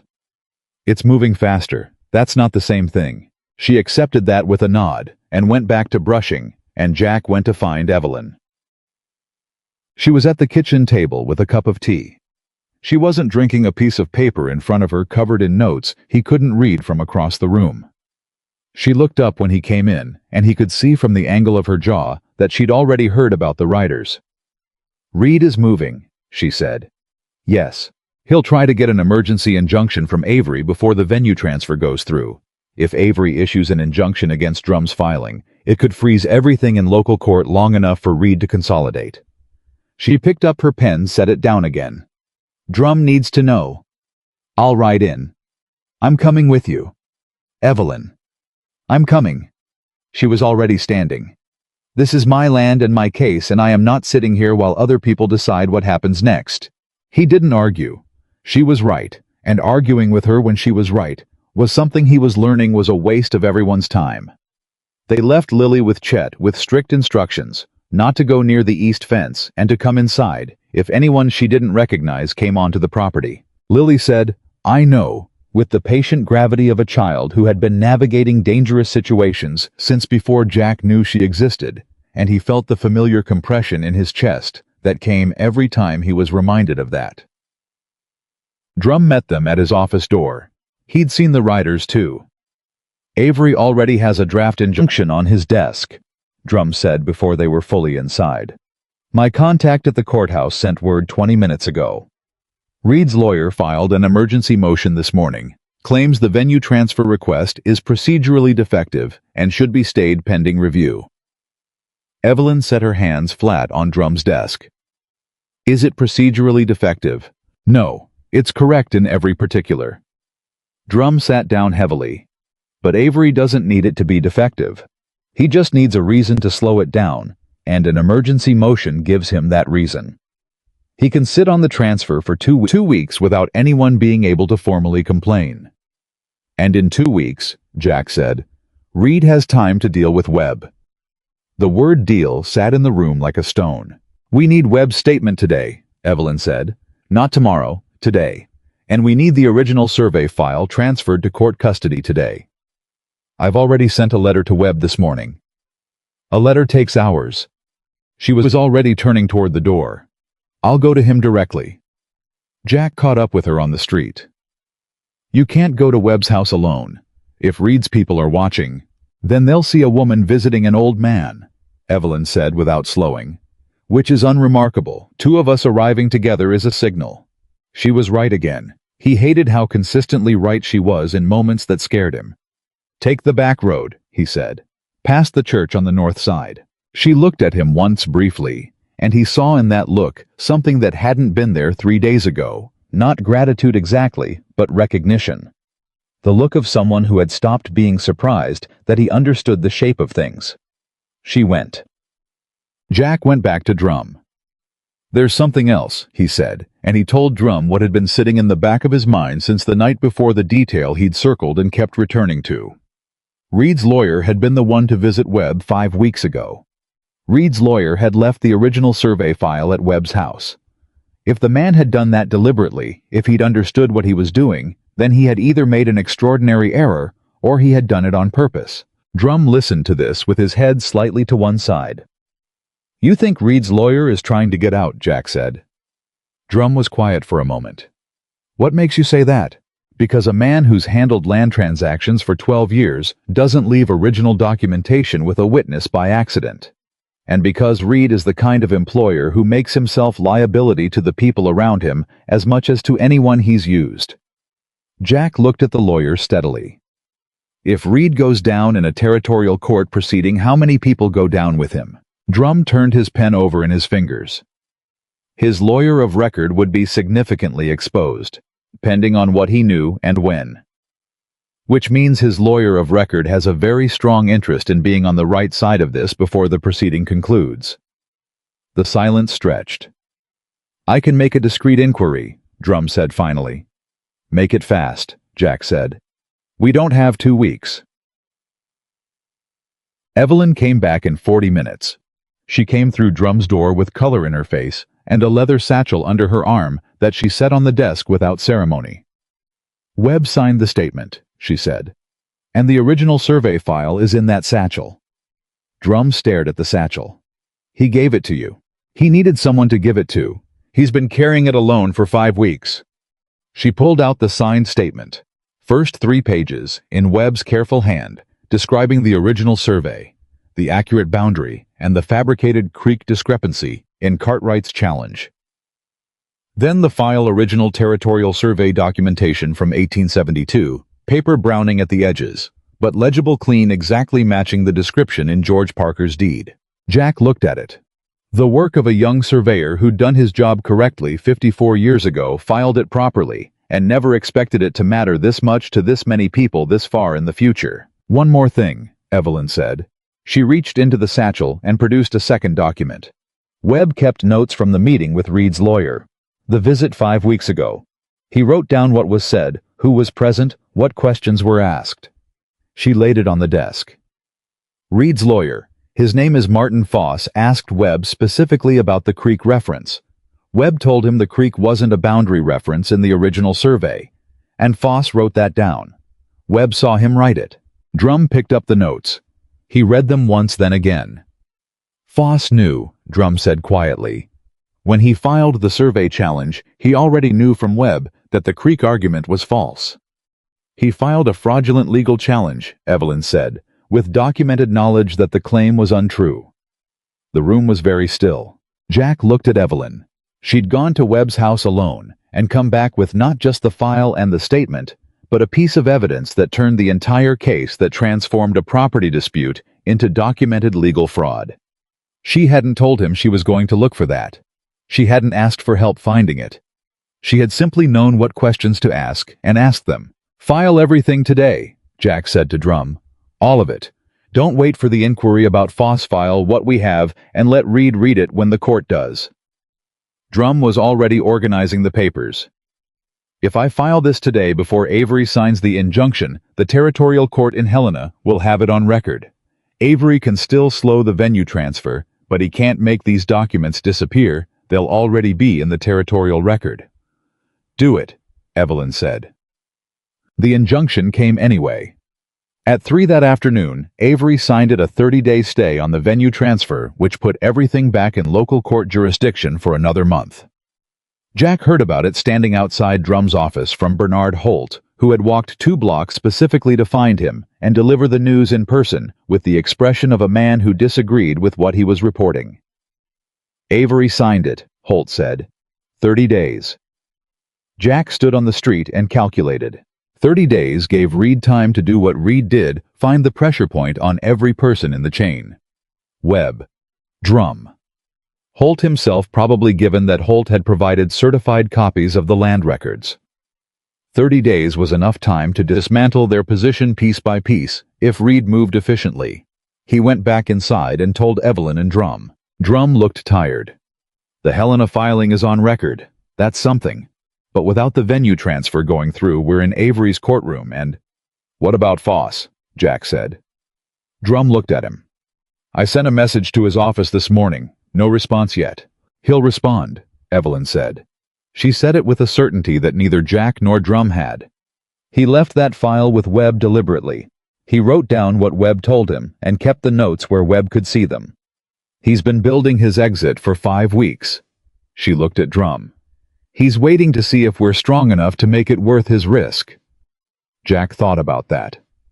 So we make sure he knows we are. How? Drum asked.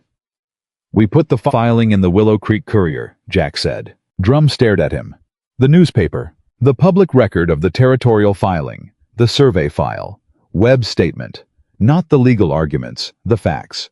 Reed has been managing this by keeping it quiet, keeping everyone isolated, making sure no one knows what anyone else knows. Jack looked at them both. The moment this is in the newspaper, every rancher in the county who shares a fence line with Reed is going to start wondering about their own boundaries. Every man Reed has ever pressured into silence is going to realize he wasn't the only one. He paused. And Foss is going to realize that the window for being on the right side of this is closing. Evelyn looked at him for a moment. The Courier editor, she said. Do you trust him? I trust him to print what's true if it's given to him accurately. He's been wanting a story on Reed for 3 years and never had anything solid enough to run. Jack met her eyes. He has it now. She was quiet for 3 seconds. Then, do it. The story ran 2 days later. It was accurate, factual, and devastating 3 columns on the front page of the Willow Creek Courier, laying out the history of the Parker deed. The survey challenge, the missing archive file, the documented fraud in Foss's filing, and the 30-day injunction that was currently keeping the case in local court, despite a pending territorial review. The Courier editor, a careful man named Albert Pierce, who had been in the business long enough to know the difference between a story and a liability, had verified every fact with Drum before printing a word. He had not editorialized. He had not accused. He had simply laid out what the documents showed, in order clearly enough that anyone who read it could understand what had happened and draw their own conclusions. Jack was at the feed store when the paper came out. He watched 2 ranchers read it standing by the counter, and he watched their faces go through the same sequence: confusion, understanding, and then a particular kind of cold anger that men develop when they realize they have been adjacent to something dishonest for years without knowing it. By noon, Bernard Holt had 3 ranchers in his office asking to review the boundary records on their own parcels. By 2 in the afternoon, Martin Foss sent a message to Drum's office. Howe was ready to talk. The meeting was at Drum's office at 5 o'clock with the door closed. Foss arrived alone, no assistant, no associate, a man in his 40s who had the look of someone who had not slept well in 5 weeks and had finally decided that sleep mattered more than his current employer. He sat across from Drum. Jack stood near the window. Evelyn sat at the end of the table with her hands folded and her attention entirely on Foss, and Foss looked at her once and then looked at the table. I was not going to be able to look at her comfortably, Jack observed, and that was useful information. I want immunity from prosecution, Foss said. In writing, from the territorial court. I can't offer territorial immunity, Drum said. I'm a private attorney, but I can offer you the documented record of your cooperation, which is the difference between being named as a primary actor in a fraud proceeding and being named as a cooperating witness. That's not— It's what I have, Drum said. And it's considerably better than what you'll have when the territorial court reviews the Cartwright filing and finds your name on it, alongside evidence that you knew the Creek argument was false when you filed it. Foss was quiet. Then he started talking. He talked for 90 minutes. He laid out with the precision of a man who had kept meticulous records because he'd always known he might need them. The full history of Reed's land operation. Not just the Parker parcel, but 4 other contested parcels in the county where Reed had used similar methods. Suppressed documentation. Pressure on witnesses. Survey challenges built on fabricated discrepancies. In 2 cases, Reed had used the disputed land as collateral for bank loans in Millhaven, borrowing against property he didn't legally own. That was the part that made Evelyn's expression shift. "He borrowed against my land," she said. "Against the parcel described in your deed," Foss said. "Yes. The loan was secured 11 months ago. The bank in Millhaven, the first territorial bank, issued the note based on Reed's representation that the title was clear." "Which means," Evelyn said, "the bank has a financial interest in this proceeding now." "A significant one, yes." Jack looked at Drum. The bank's involvement changed the scale of this entirely. Reed hadn't just defrauded Evelyn Parker. He'd used her property to defraud a financial institution, which meant the first territorial bank of Millhaven was now an injured party with resources, lawyers, and every incentive to pursue Thomas Reed, with the kind of force that a single woman with a deed could never have brought to bear alone. This was no longer a property dispute. This was fraud at a scale that the territory took seriously. "I need everything in writing," Drum said to Foss. "Every transaction, every parcel, every communication you have documentation for." "I brought it," Foss said. He set his briefcase on the table. "Yeah." Jack stepped outside, while Drum and Foss worked through the documents. Evelyn came out behind him. The October evening had gone cold and clear, the kind of night that made Montana feel enormous sky running from horizon to horizon, stars already coming up in the east. She stood beside him, and they were both quiet for a moment. "The bank changes everything," she said. "Yes." Reed didn't plan for that to surface. He planned for this to stay between him and one woman with a 12-year-old deed. She was quiet for a moment. "He thought I'd take the money and leave." "He didn't know you?" "No. He knew a version of me from 12 years ago, a 22-year-old who ran when a man told her to." She looked out at the empty street. "I'm not that person anymore." Jack looked at her. There were things he wanted to say that he hadn't found the right moment for, and he was aware that the right moment might keep not arriving if he kept waiting for it.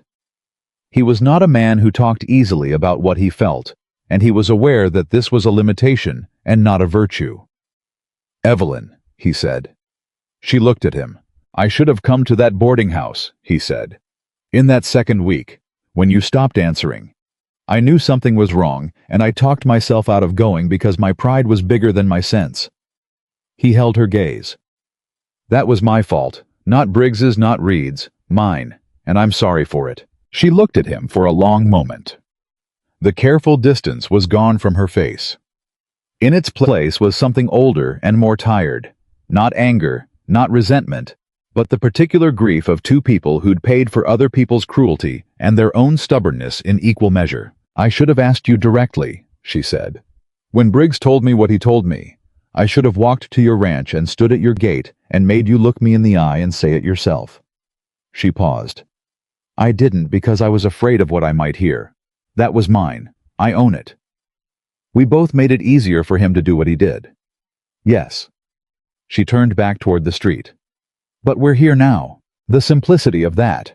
Not forgiveness exactly, not resolution, but the plain fact of the present moment.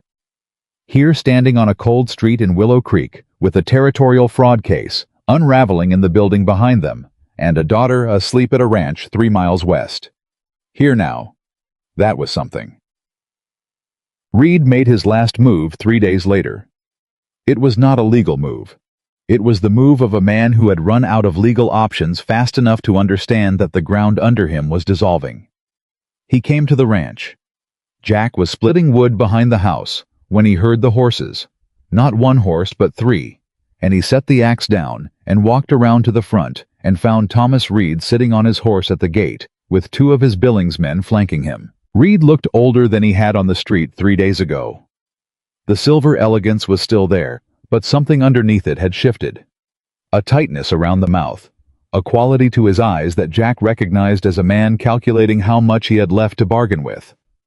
"Jack," Reed said, "I'd like to speak with you privately." "No." Reed blinked. He hadn't expected the word to arrive that quickly. "I think if we talk, there's nothing you can say to me privately that changes what Foss told us," Jack said. "The bank knows. The territorial court knows. The county knows they read the Courier. He held Reed's gaze evenly. You can talk to Drum. That's who handles this now.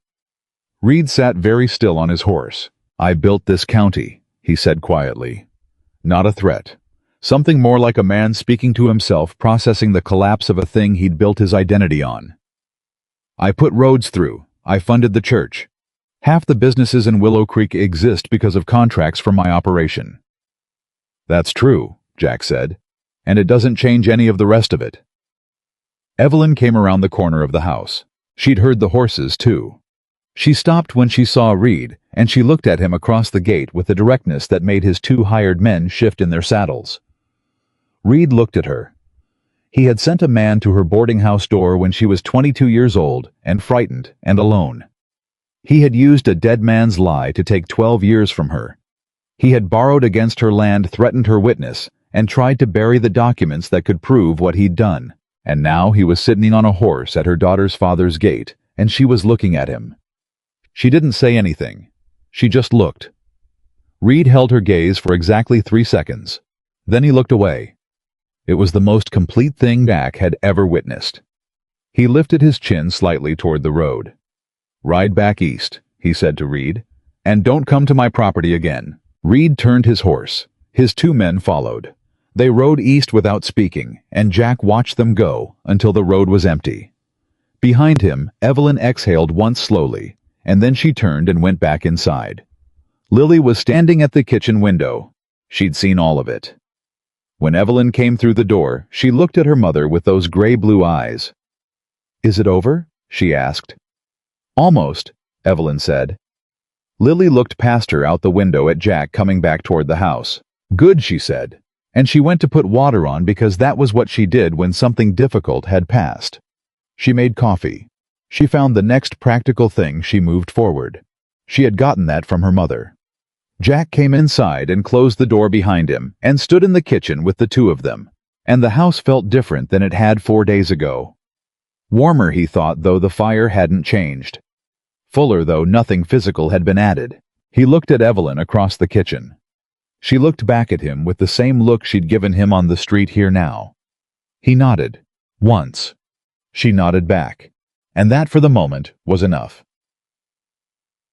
The territorial court granted the venue transfer 6 days later. Avery's injunction was voided by the Helena court on grounds of improper influence. 3 of the county ranchers who'd pulled their own boundary records had found discrepancies, and 2 of them had filed complaints that named Avery's pattern of ruling in Reed's favor. The judge in Helena was a woman named Catherine Marsh, appointed the previous year, who had a reputation for reading documents carefully and being unmoved by anyone's campaign contributions. The First Territorial Bank of Mill Haven filed its own action against Reed, the same week, represented by a Billings law firm with 15 attorneys and no patience for delay. Reed's resources, which had seemed inexhaustible 2 weeks ago, were suddenly being consumed on 4 fronts. Simultaneously, the Parker deed dispute, the bank fraud action, the 3 additional parcel challenges from neighboring ranchers, and Foss's cooperation agreement, which was producing new documentation daily. Drum brought the news to the ranch on a Thursday afternoon, and for the first time since this had started, he looked like a man who was getting enough sleep. Judge Marsh has scheduled the hearing for 3 weeks from today, he told them. In Helena. She wants testimony from Webb. She wants the survey file. She wants Foss's documentation. He paused. She also wants Evelyn to testify.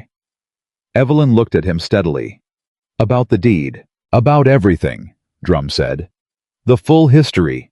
Carl Briggs, the boarding house, what you were told and why you left. She wants the complete record. The kitchen was quiet. Lily at the table looked at her mother. Evelyn sat for a moment with her hands around her cup, looking at nothing in particular, and Jack watched her take the weight of what Drum had said and settle it into her posture, the way she settled everything without dramatizing it, without collapsing under it. All right, she said. I'll testify. Jack looked at Drum. We'll all be there. Lily straightened in her chair. She looked at Jack with an expression that was half question, half statement. All 3 of us, Jack confirmed.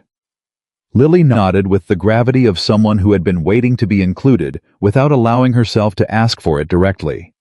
She had gotten that from her father, though neither of them knew it yet. They left for Helena on a Monday before sunrise. Jack drove. Evelyn sat beside him. Lily was in the back with a wool blanket pulled around her shoulders and her eyes open, watching the dark country roll past, and nobody talked much for the first hour, because there was too much to say, and the saying of it could wait until they were ready. Drum had traveled ahead 2 days earlier to file the final documents with Judge Marsh's clerk and to meet with the bank's legal team, who were bringing their own witnesses and their own fury to the proceeding. Webb had taken the stage from Willow Creek. The day before, his knees wouldn't allow him to ride, and Foss had already been in Helena for a week, working with the territorial prosecutor, who had opened a parallel criminal inquiry the moment the bank's fraud complaint landed on his desk. What had started as one woman's property claim had become something significantly larger. Jack understood this. He'd understood it from the moment Foss opened his briefcase and laid out 4 additional parcels. 4 additional families who'd had their boundary lines quietly adjusted, their documents quietly buried, their complaints quietly ignored by a judge who'd been made comfortable enough to look away. But the Parker deed was still the center of it. Evelyn's name was still the name on the document that had started all of this. And it was Evelyn who would have to stand in front of Judge Marsh and tell the whole truth from the beginning. He looked at her profile in the gray pre-dawn light. She was awake and composed, and looking at the road ahead with the expression she wore when she was managing something large, quiet on the surface, working hard underneath. "Are you ready?" he asked. She didn't look at him. "I've been ready for 12 years. Helena was larger than Willow Creek, in the way that territory capitals always are, not just in size but in weight, in the feeling of consequence that accumulates in places where decisions are made that reach outward for 100 miles. The courthouse was a brick building that had been standing for 11 years and already looked permanent, the kind of architecture that says the people inside take themselves seriously. They arrived the evening before the hearing and stayed at a boarding house 2 blocks from the courthouse. Lily had a room between theirs, a connecting door on each side, and Jack lay awake that night, listening to the building settle in the cold and thinking about what came after. How was good at the immediate problem. He had always been good at the immediate problem. The broken fence, the sick horse, the dishonest foreman, the man at the gate with a bad message. He addressed those things with clarity and economy and moved on. What he was less good at was what came next when the immediate problem was resolved, and you had to figure out what you were building in the space where it used to be. He'd been thinking about that for 10 days. He hadn't said any of it yet. The hearing started at 9 the next morning. The courtroom was not large, but it was full. The bank's legal team occupied one full side, 4 attorneys, 2 witnesses, and a representative from the Millhaven branch who had traveled personally and wore the expression of a man whose institution had been made to look foolish and was very much done with that. Reed's remaining attorney, Foss, had withdrawn the week before, was a young man from Billings who'd taken the case late and looked as though he was beginning to understand why. Reed himself sat at the defense table. He was silver-haired and precisely dressed as always, but something had changed in him. The careful authority he'd carried at every encounter at the hotel at Jack's Gate had contracted, pulled inward, leaving something smaller and less certain in its place. He looked at no one when he came in. He looked at no one until Evelyn walked through the door. Then he looked at her. She met his gaze and held it and didn't look away. And after 3 full seconds, it was Reed who moved his eyes elsewhere. Lily sat in the gallery between Jack and Bernard Holt, who had ridden to Helena on his own initiative and his own money, because he'd decided he wanted to see the proceeding that his certified copies had helped build. He'd brought his ledger. He sat with it under his arm like armor. Webb was already seated near the front of the gallery, his cane across his knees, his white hair carefully combed. Judge Catherine Marsh came in without ceremony. She was perhaps 55, a compact woman with gray-streaked hair pinned close, and the steady assessing eyes of someone who had spent a career reading documents and people with equal attention. She sat, arranged her papers, and looked at the room for exactly 3 seconds before she spoke. "We're here on the matter of Parker versus the estate of George Parker, reasserted claim versus Broken Horn Ranch, Thomas Reed proprietor, and cross-filed action by First Territorial Bank of Millhaven." She looked up from her papers. I've read every document submitted. I don't need them summarized for me. I need the witnesses. She looked at Drum. You have 3 witnesses. We'll start. Webb testified first. I was on the stand for 45 minutes. He described the original survey in 1872 in the precise technical language of a man who had spent his professional life in boundary work, and then he described in the same precise language exactly why the creek discrepancy argument in Cartwright's challenge was not a matter of interpretation, but a fabrication. There was no creek reference in the original boundary description. There never had been. The directional markers used were fixed landmarks, a rock formation, a property post, and a distance measured in chains. Reed's young attorney tried to cross-examine on the age of Webb's memory. Webb looked at him calmly and said, I kept notes at the time. Would you like to see them? He produced them from his coat pocket. He had brought copies of his 1872 field notes, which he had apparently kept for 54 years, in a box that also contained until recently the Territorial Archive file. Reed's attorney sat down. Foss testified second. He was on the stand for an hour and a half, and he was thorough in the way a man is thorough when he understands that thoroughness is his only protection. He described the survey challenge, the creek argument he'd known to be false when he filed it. The 4 other parcels, the bank loans, the approach to Webb, the document left behind. He named dates, amounts, specific conversations. Reed's attorney objected 17 times. Judge Marsh sustained 2 of them. The courtroom gallery, which had started the morning in the disciplined silence of people accustomed to formal proceedings, was not silent anymore by the end of Foss's testimony. There was movement murmuring the particular restless energy of people who are absorbing something they will be talking about for years. Jack watched Reed through all of it.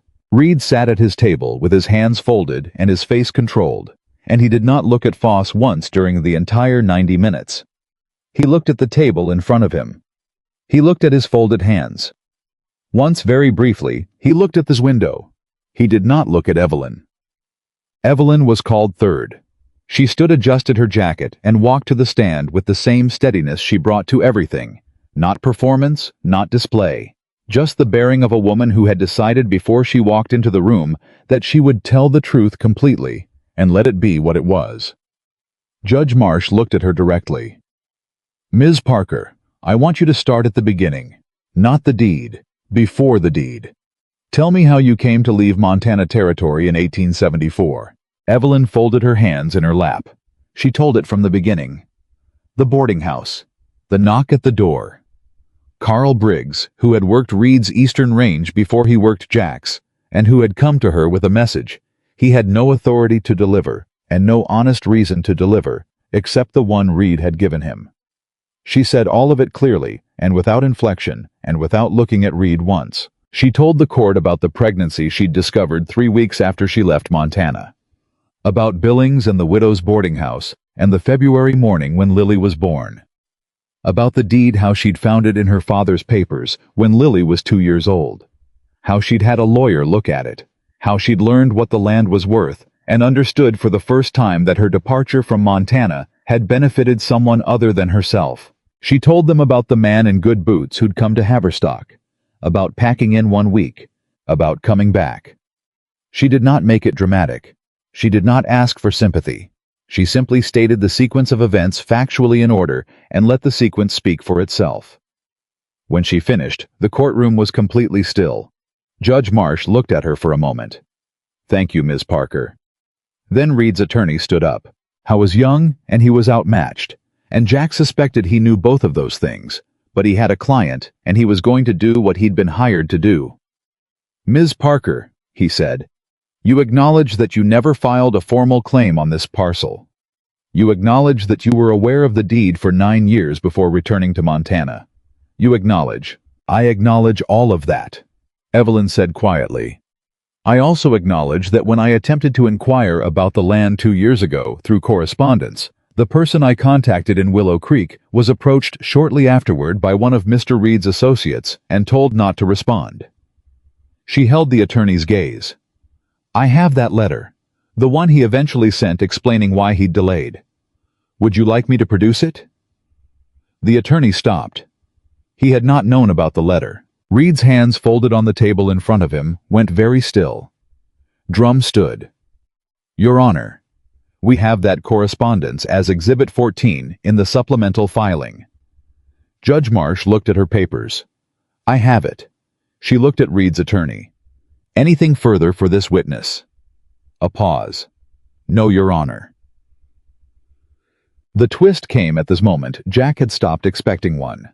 Judge Marsh had already indicated she was prepared to proceed to argument when the door at the back of the courtroom opened and a woman walked in. She was perhaps 65. She wore a dark traveling dress and carried a small bag, and she walked down the center aisle with the purposeful stride of someone who had come a long way and intended to be heard. Jack didn't recognize her. Drum didn't recognize her. Reed did. He went absolutely rigid when he saw her, and the color left his face, the way color leaves a face when a man sees something he has been afraid of for a long time and has finally run out of time to avoid. The woman stopped at the front of the courtroom and looked at Judge Marsh. My name is Dorothy Crane, she said. I was Carl Briggs's wife. He died 4 years ago, and I have been trying to decide ever since what to do with what he told me the night before he died. She set her bag on the railing. I believe I've decided. The gallery erupted. Judge Marsh struck her gavel once sharply. Silence. She looked at Dorothy Crane for a long moment. Take the stand. Dorothy Crane testified for 35 minutes. Her husband dying of fever in their small house outside Billings had told her everything. Not from guilt, she said she was clear about that. She wanted no false picture of Carl Briggs painted for the court, but from the particular desperation of a man who has carried a secret for 12 years and does not want to die with it pressing on him. He told her about Reed. About the arrangement, not money exactly, but a promise. A piece of land, a small parcel on the western edge of Reed's property, deeded to Briggs in exchange for specific services rendered over 3 years. The service for which the Parker parcel was the payment had been simple. Go to the Parker woman's boarding house and tell her Holloway was done with her. Make her leave Montana. Briggs had done it. The deed for his small parcel had been transferred 2 weeks later. Dorothy Crane had not known any of this when she married him. She'd found the deed in his papers after he died, small and unremarkable, and she'd thought nothing of it until she read the details of the survey challenge in a Billings newspaper 6 weeks ago and recognized her husband's name connected to the timeline. She had come to Helena on her own money, with her husband's deathbed statement written in her own hand and witnessed by their pastor. She set it on the judge's bench. Reed sat at his table. His hands were no longer folded. They rested flat on the surface in front of him, and they were not steady. His attorney leaned over and said something in his ear. Reed didn't respond. He was looking at Dorothy Crane with the expression of a man who had run every calculation and found that none of them produced a number he could work with. He looked around the courtroom. He looked at Dorothy Crane on the stand, composed and unhurried. He looked at Webb in the gallery, who met his gaze and did not look away. He looked at Foss, sitting in the witness section, who looked at the floor. He looked at Holt, who sat straight with his ledger under his arm and held Reed's gaze with the quiet authority of a man who had kept honest records for 18 years and had nothing to be afraid of. He looked at Evelyn. She was sitting at the plaintiff's table. She did not speak. She did not gesture. She simply looked at him with the same directness she had turned on him at the hotel at Jack's gate.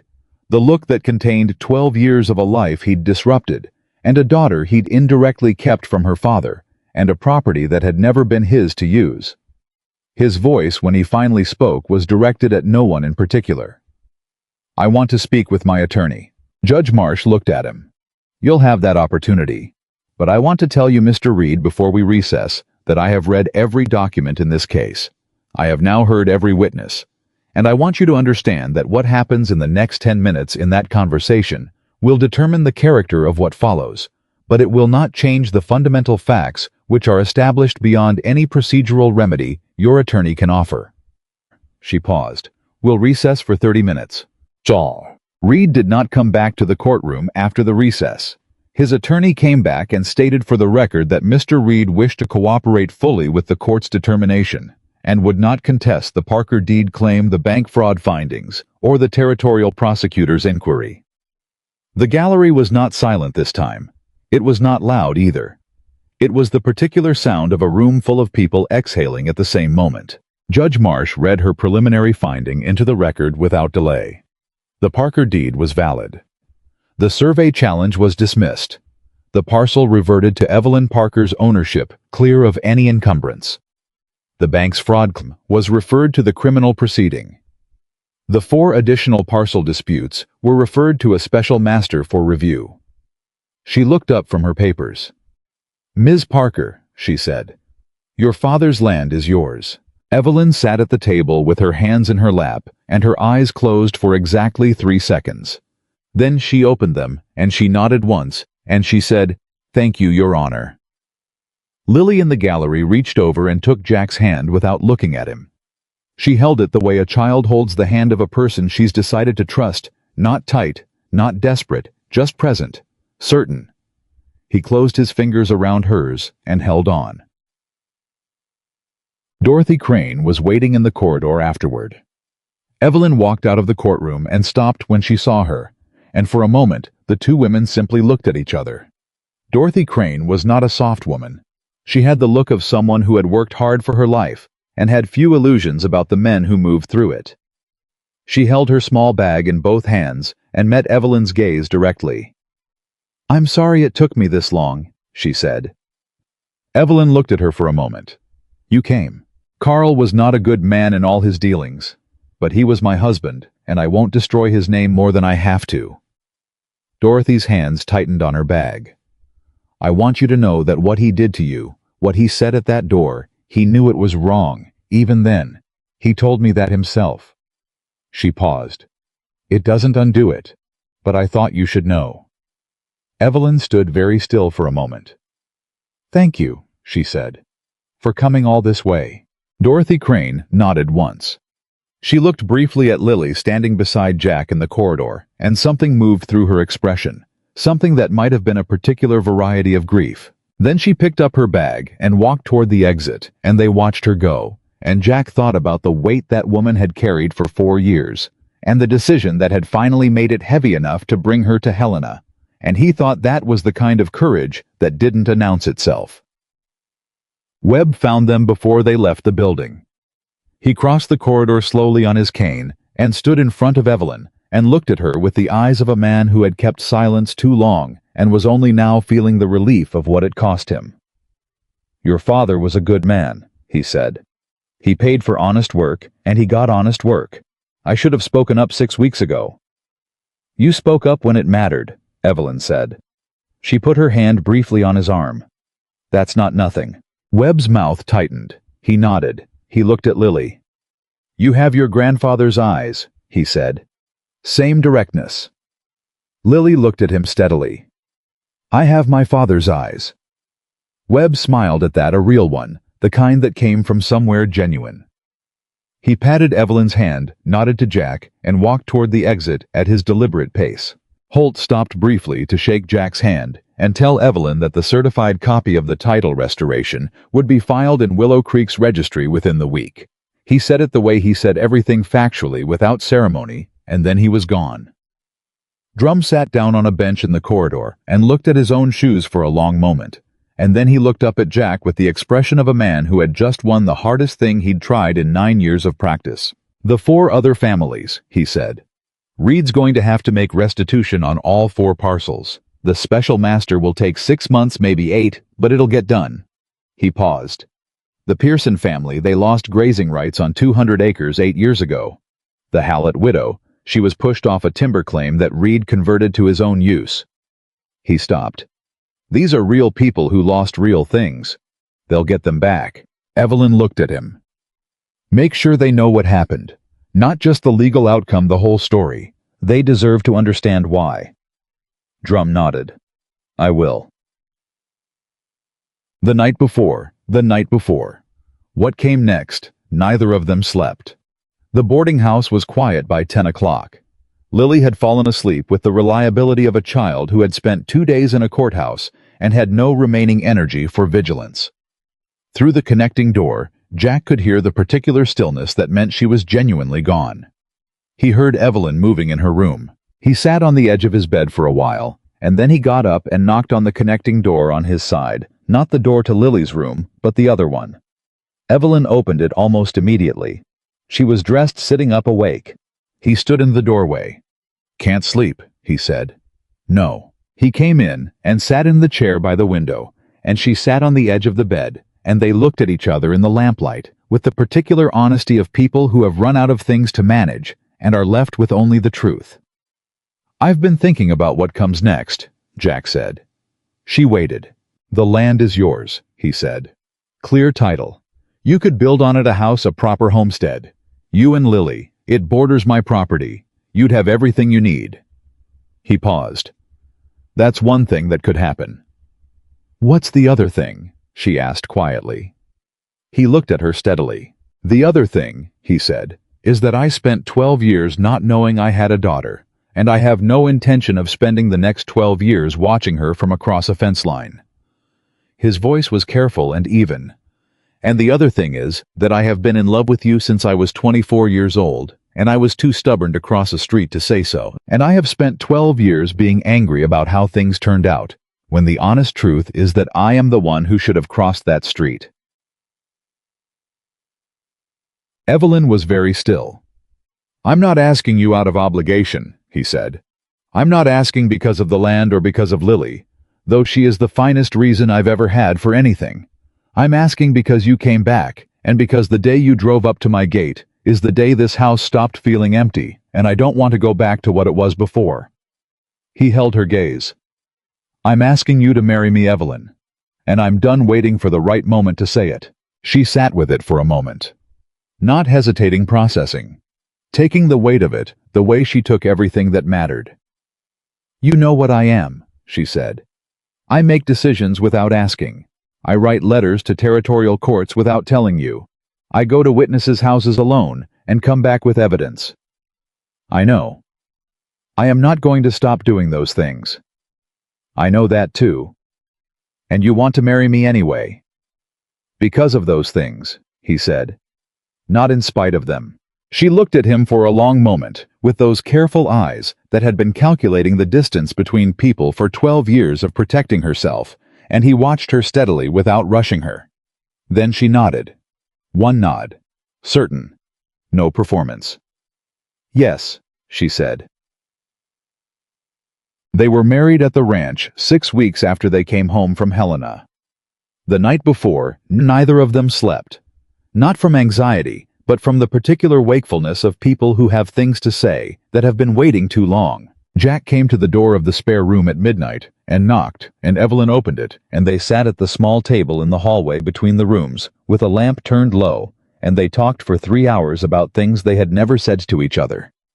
About the year before she left, about what he'd felt when she stopped coming around, about what she'd told herself during the long years of Billings and the boarding house and raising a child alone, with the story of a man she half believed had wanted her gone. She told him she'd never stop thinking about him.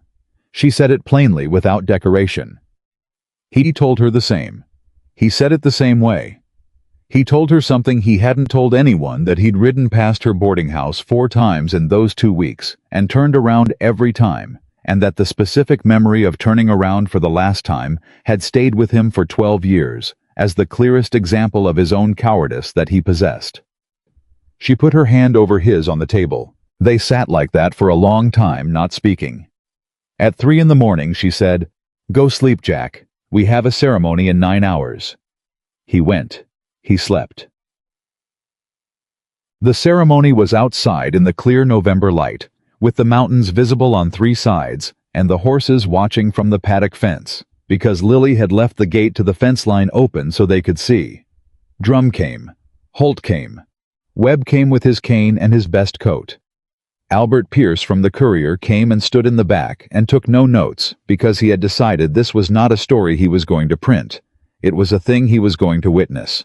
3 families from the county came: the Pearsons, whose grazing rights were being restored; the widow Hallett, whose timber claim was in the process of restitution; and a young couple named Brand, whose small pasture had been under a reed boundary dispute for 2 years and had just been resolved by the special master. They came because Evelyn had written each of them personally. Not about the case. About what it meant to have land that was yours, and to have had it taken and to get it back. She had written 3 letters in 3 days that were honest and specific, and unlike anything a lawyer would write, and all 3 families had come. The ceremony was short because both of them preferred it that way. Evelyn stood in front of him in a dark blue dress she'd made herself in the 3 weeks since they'd come back from Helena, and when the pastor reached the vows, she paused. Not from hesitation. She paused, the way the ceremony required being felt, rather than performed. She let the weight of each word settle before she spoke it. In sickness and in health was not a sentence to rush through. It was a promise that included the 12 years that had already passed, and everything that was still coming, and she said it knowing both of those things, word by deliberate word. Jack watched her do this. He had not expected to feel what he felt at that moment. Not the wedding day feeling that he'd always dismissed as ceremony, but something older and more specific. The feeling of a man who had been somewhere cold for a very long time and had almost convinced himself that cold was the only temperature the world came in.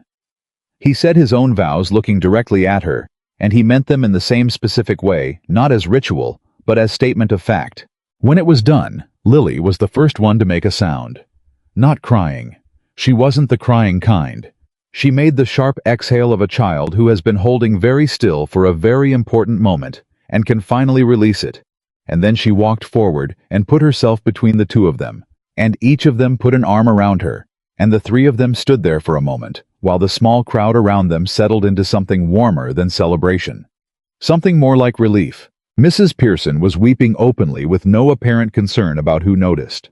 She had lost 200 acres and a great deal of sleep over 8 years, and she was crying at a wedding because she was allowed to. Webb stood with his cane and his careful expression, and his eyes that were considerably less dry than usual. Widow Hallett looked at the mountains with the expression of someone who was thinking about her timber claim and her late husband, and the particular satisfaction of justice that arrives slowly, but arrives. Holt stood straight with his ledger under his arm, and allowed himself to smile. Lily got her horse 3 days after the wedding. Not a grand horse, a steady medium-built mare with a roan coat and good sense, young enough to grow with a rider, but old enough to be reliable. Jack had been watching for the right horse for 2 weeks, and had found her at a ranch outside of town, whose owner was reducing his herd for the winter. He brought her back without telling Lily. Evelyn told him he should tell Lily. He said no. He brought the horse into the paddock, and he called Lily out from the house on the pretext of asking her to check the latch on the paddock gate, which she said was fine, and didn't need checking, and then she saw the mare. She stopped. She stood very still in the way she always stood very still when something mattered. Then she walked to the paddock rail and put her hand out, and the mare came to her the way Agnes had come to her on her first morning at the ranch, directly and without hesitation, as though she'd been waiting. Lily stroked her nose. She didn't say anything for a moment. Then, "She needs a name." "She's your horse," Jack said. "Your call." Lily thought about it with the seriousness she brought to decisions that mattered. "Dorothy," she said. "For Mrs. Crane." Jack looked at his daughter. It was, he thought, exactly the right choice. A name that held a debt to a woman who had carried something heavy for 4 years and set it down at the right moment. A name that meant, I remember what courage cost someone else. Evelyn, standing at the fence, put her hand briefly over her mouth. Then she took it away and looked at Lily with clear, steady eyes. "That's a good name," she said. In the spring, Evelyn filed a plan with the Willow Creek County Board. She had been working on it since February. A proposal to use the Parker parcel, now fully and legally hers, for something that hadn't existed in the county before. A small lending library and reading room housed in a building she planned to construct herself with help from Jack and 2 carpenters from town, open to anyone who wanted to use it. A subscription model for families who could afford it, and free access for those who couldn't. She had researched similar institutions in 3 other territories. She had drawn up a budget. She had written to a book supplier in Chicago.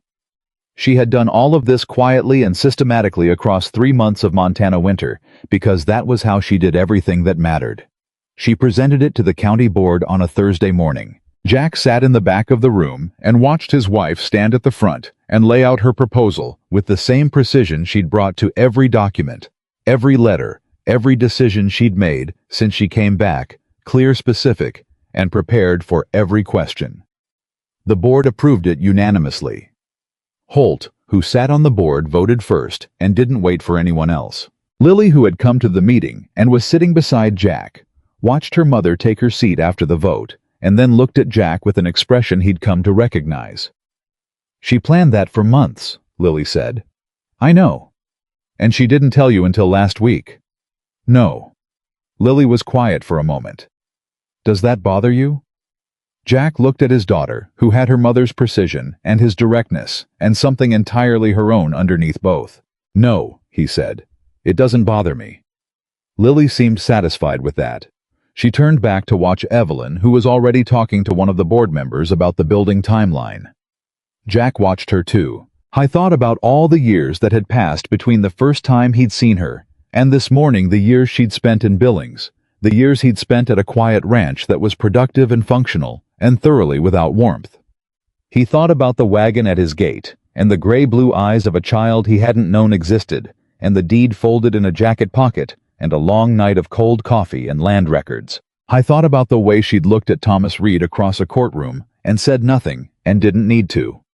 He thought about the small library on the Parker parcel, which would exist next spring for anyone in the county who wanted to use it, a thing built from what had been stolen and turned into something that would outlast all of them. I thought sometimes you lose the right person at the wrong time and spend 12 years in the cold, and then the door opens and the thing you thought was gone walks back in with a daughter who names her horse after a brave woman and teaches you daily that there are kinds of love that don't diminish with distance.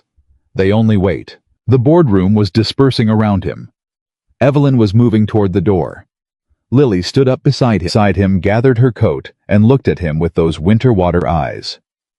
"Ready?" she asked. Jack Holloway looked at his daughter. He stood up. "Let's go home," he said.